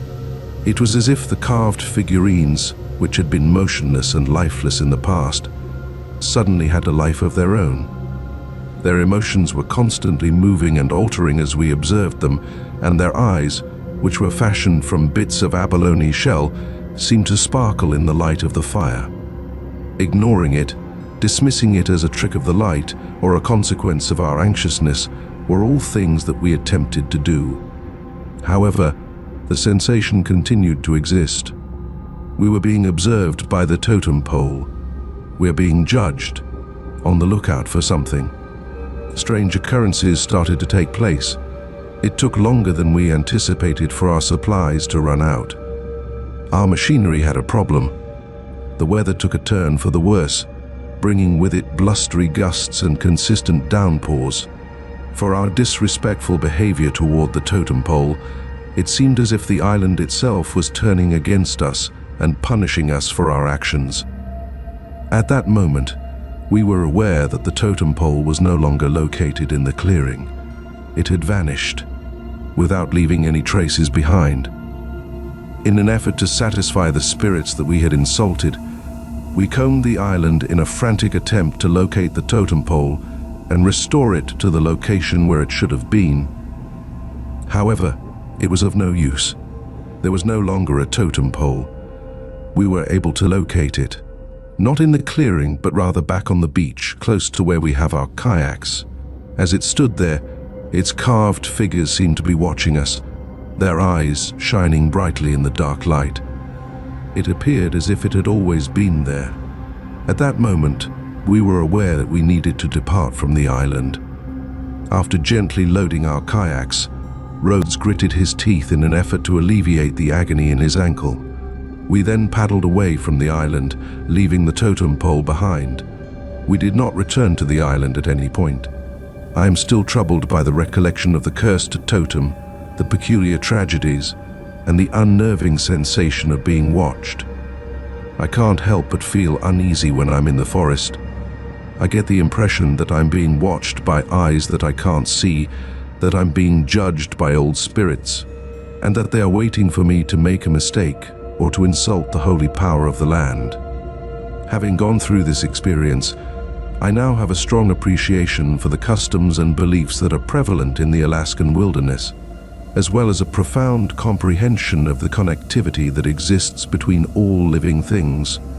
It was a sobering reminder that in the wild, we are not always in control, and that sometimes the spirits of the land have a way of making their presence known.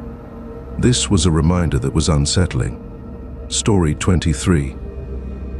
New Mexico's high desert is a place of harsh beauty, a landscape of huge open spaces, towering mesas, and hidden canyons. It is a country of stark beauty, a realm of old secrets, a location where the barrier between worlds seems to be thin, and a place where the ghosts of the past still linger. It is also a land of ancient mysteries. This was something that I, Tallulah, saw personally when I was on a camping trip with my buddy Caspian, which took place close to Chaco Culture National Historical Park. The ancient pueblo and ruins, which were the vestiges of a complex culture that had flourished in this hard region centuries ago, captivated our attention and left us looking for more information. Over the course of the day, we had spent our time visiting the ruins, marveling at the elaborate masonry and the cleverness of the ancient people who had constructed them. A few kilometers away from the main ruins, we made the decision to pitch up camp in a canyon that was somewhat isolated as dusk came. We were able to locate a private location which was surrounded by huge sandstone cliffs, and we set up our tent there. While we were gathering firewood, we were aware of a peculiar occurrence. A wide field of stones that had been strewn over the bottom of the canyon, their surfaces having been smoothed and rounded by the wind and rain over the course of millennia. Not at random, the stones were put in a pattern. Consisting of a sequence of concentric circles and spirals, they exhibited a definite pattern, as if they had been positioned there with the intention of doing so. There was nothing else that we had ever seen before. Certainly that was not a natural occurrence. A different thing was happening. During our exploration of the stone field, we walked amid the old stones and marveled at the arrangement of the individual stones. The air in the canyon had a distinct quality, as if it were charged with an energy that was not visible. We were filled with wonder and a feeling of connectedness to something that was both old and strong. The canyon underwent a transformation as the night wore on. During the moonlight, the stone surfaces seemed to shimmer, giving the impression that they were emitting an inner light. A faint hum could be heard coming from the ground under our feet, and the air itself throbbed with an energy that we could not see. As we sat by the fire in our tent, we were captivated by the peculiar beauty of the stones that were moving. And then, we were aware of something much more peculiar. The stones did not remain still, as we observed. They were slowly and almost silently moving and reorganizing themselves, and their positions were altering as a result. We couldn't believe what we were seeing. There seemed to be a hand that was not seen guiding the stones as they moved on their own. They altered and modified the patterns that they made, eventually developing into new designs that were more complicated. We were unable to comprehend the narrative that the stones were conveying to one another, as if they were living and interacting with one another. Over the course of many nights, we observed the stones as they shifted and changed, their motions becoming more intentional and purposeful overall. We had the impression that the patterns they created were directing us, pointing us in the direction of something that was located deep inside the canyon. We followed the moving stones, pulled by their quiet invitation and seduced by the mystery that they carried inside their stone hearts that were thousands of years old. We came to a location that we would have never discovered on our own by following the stones as they took us further into the canyon via the tight corridors and secret alcoves. At that location, deep down the canyon, we came upon a cave that had been concealed. The entrance to the cave was hidden by a monumental rock, the surface of which was adorned with the same complex engravings that we had seen on the stones that were located in the field. We were able to dislodge the boulder, which exposed a dark and huge hole under the rock. With our flashlights, we made our way inside the cave, which was completely black around us. The atmosphere within the cave was chilly and wet, and it was thick with the fragrance of minerals and something else, something ancient, almost unearthly. We were surprised to find that the cave was much bigger than we had imagined. It was a massive cavern that extended deep into the mountain's core. It seemed as if frozen individuals were performing a macabre dance as strange rock formations came up from the ground. Their forms were twisted and distorted. On the walls of the cave, we discovered further engravings, symbols, and hints that provided further insight into the enigma of the moving stones.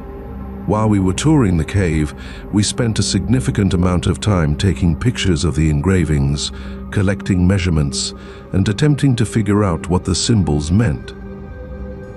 We had the impression that we were on the point of making a significant discovery, a breakthrough that would allow us to uncover the mysteries of the history of the Pueblo culture. However, the cave concealed a more sinister mystery, a presence that we were unable to explain. Our sense was that we were being watched, as if by eyes that were not visible to us. The cave's quiet, which had been serene in the past, might now be described as oppressive and filled with an underlying threat. Our bodies were shaking with excitement and dread as we emerged from the cave, our brains in a state of chaotic disarray. When we made this discovery, we were aware that it was something remarkable, something that could not be explained. A domain of invisible powers and lost rites had been revealed to us, and we had caught a glimpse of this world of old magic. The moving stones had brought us to this location, to this tunnel that was concealed from view, to this age-old mystery. However, we were also aware that the cave concealed a more sinister mystery, a presence that we were unable to explain. Furthermore, we were aware that it was possible that we would never completely comprehend the genuine significance of the moving stones and the mysteries that they concealed inside the core of the canyon.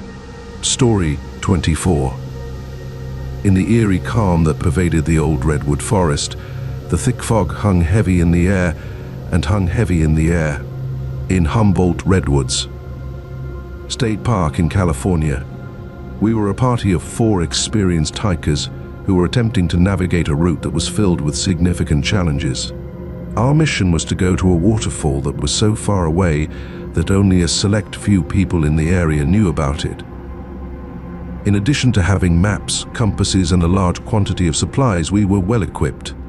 On the other hand, even the most rigorous preparation cannot take into account the unpredictability of the environment, as we were about to find out. The route was very hazardous, since it wound its way through thick vegetation and traversed steep ravines simultaneously. It was made much more difficult by the fog, which reduced vision to almost being non-existent. While our senses were heightened and our nerves were on edge, we depended on our compasses and the rare route sign to lead us through the wilderness.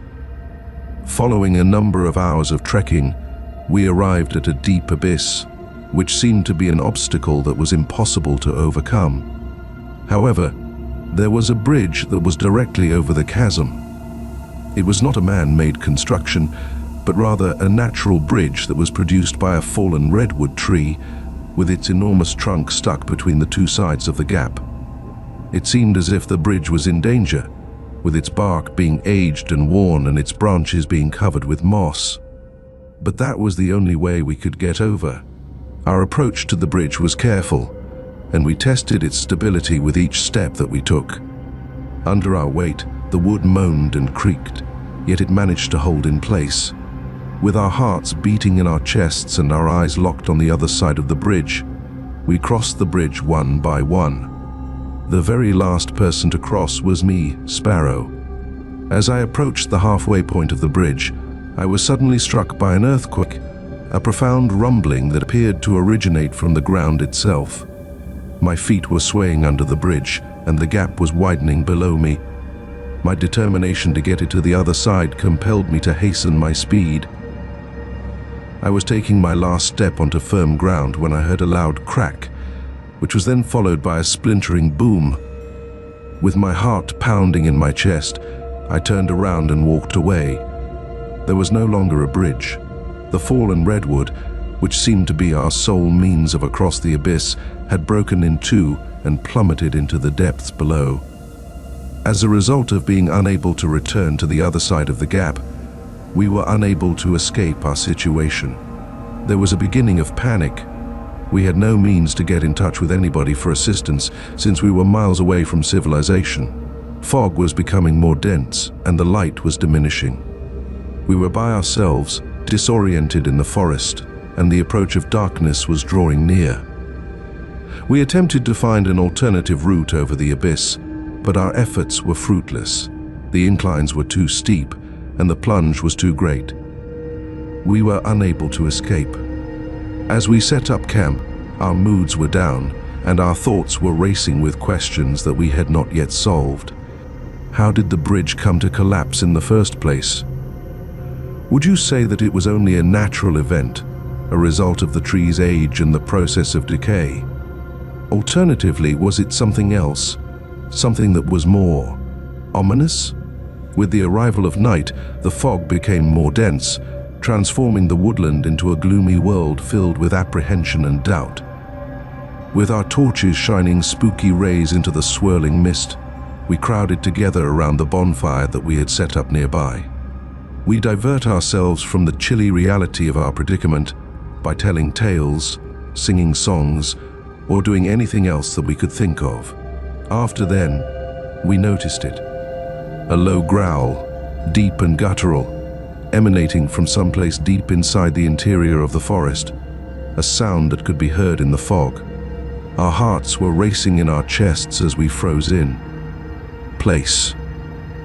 As we searched for the origin of the sound, we quickly grabbed our flashlights and shone them into the darkness. However, we did not see anything. There was nothing except the whirling fog, the towering redwoods, and the suffocating quiet of the night. As it continued to roar, it got closer and closer to us, as if it were circling us like victims. It was then that we realized we were not the only ones in the forest. There was something out there, something massive, something that constituted a serious threat, and there was no way for us to get out of this predicament. We remained close together throughout the night, our headlamps focused on the trees that surrounded us, and our ears strained to pick up any indication of the predator that was not visible to us. No sleep was had by us. The only thing we did was wait, and our anxiety increased with each passing hour. Our plight became more apparent as the fog started to clear as morning dawned, showing the full scope of the situation. We found ourselves ensnared on a little plateau that was surrounded by high rocks and vegetation that was thick. There was no chance of escape.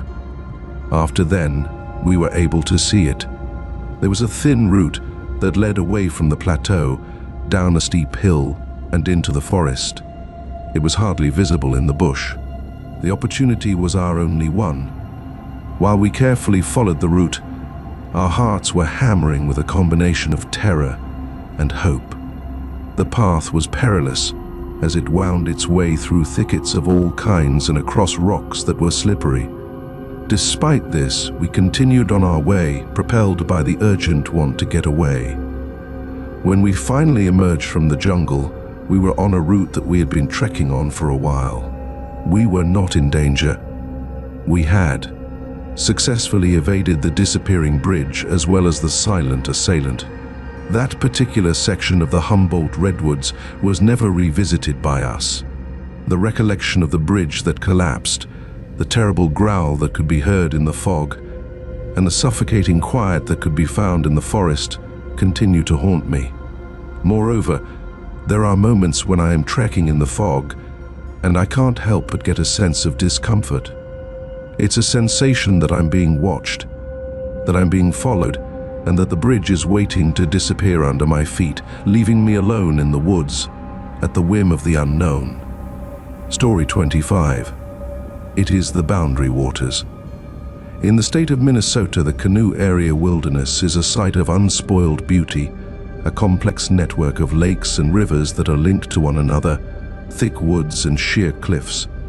In this location, time appears to move at a more leisurely pace, and the flow of life is determined by the natural rhythms that prevail. The passage of time, however, took on an entirely new significance on this voyage.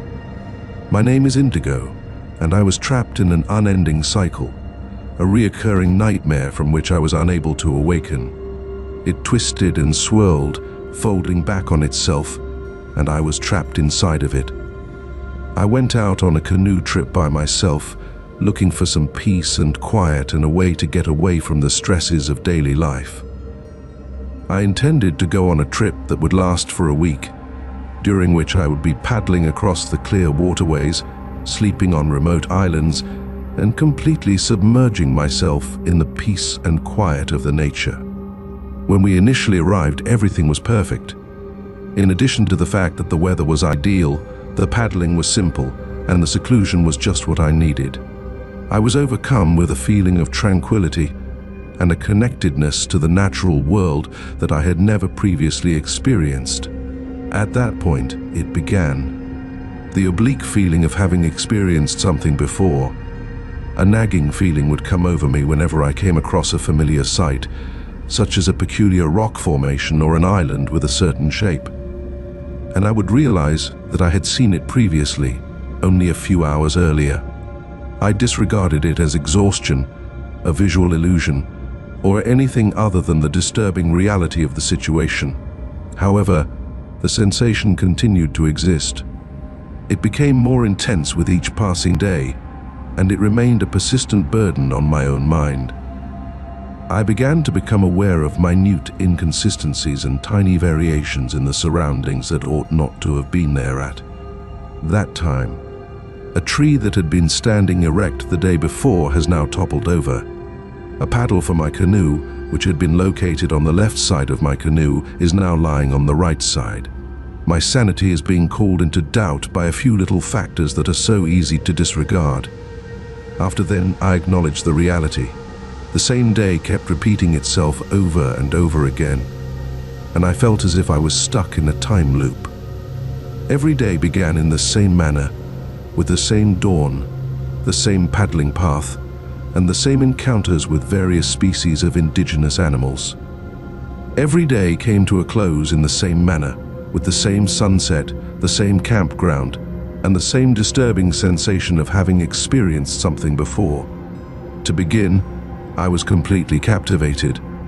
The time loop was the subject of my experiments, during which I attempted to alter the sequence of events in an effort to break free from the cycle. In addition to paddling along a variety of routes and exploring a variety of islands, I even attempted to purposefully capsize my canoe. However, it was of no use. It didn't matter what I did. The day would always begin again, bringing me back to the exact position where I started. The initial curiosity eventually gave way to annoyance, and ultimately terror. I found myself ensnared in the woods, all by myself, with no known method to break free from the never-ending cycle of the same day. When I was younger, I yearned for isolation, but now it seemed like a plague that was enclosing me in my own temporary confinement. It became more difficult for me to keep track of time. As the days began to blend into one another, and the distinctions between reality and illusion began to dissolve, my own sanity started to be called into question, and I started to worry whether I was becoming insane. After that, I arrived at the conclusion. Inscription on a rock face that has become illegible and is concealed by a waterfall. There was a sad occurrence represented on the inscription, which was carved in an old language that I was unable to comprehend. It was a drowning that took place in the lake that I was kayaking on. It seemed as if the inscription was a warning, a premonition of a catastrophe that was on its way to happening again one day. It dawned on me at that moment that the time loop was not arbitrary. A connection was made between it and the sad occurrence that was represented in the inscription. I was unable to escape the loop, and I was compelled to repeat the same day for the whole time leading up to the moment of the drowning. In the course of the day, I spent countless iterations attempting to avert the disaster, alter the path that events would take, and save the life of the victim whose identity I did not know. Everything that came to mind was put to the test, but it was all for nothing. The day's events always played out in the same manner, which ultimately resulted in the sad climax that was inevitable. I finally came to terms with my destiny after what seemed like an eternity had passed. I came to the realization that I was unable to alter the past and that the tragedy was predetermined to take place. I paddled to the location where the anticipated drowning was going to take place, and then I waited there. I was able to see him just as the sun was about to set. An expression of delight and enthusiasm could be seen on the face of a young guy who was paddling a canoe. The victim, the one who was doomed to drown, was someone else. His boat flipped over, he battled in the water, and he sank below the surface of the sea. I observed all of these things happen. His life was not in my hands. I could only watch as the tragedy unfolded, as the time loop reset, as I was brought back to the beginning of the same day to repeat the same events and to see the same awful conclusion. I could only watch as the time loop reset. My impotence in the face of destiny was constantly brought to my attention by the time loop, which continued to repeat itself in an infinite cycle of repetition. I was imprisoned, confined, and destined to remain in this location, at this moment, this catastrophe. My permanent confinement had become the boundary waters, which had been a haven of tranquility and quiet in the past.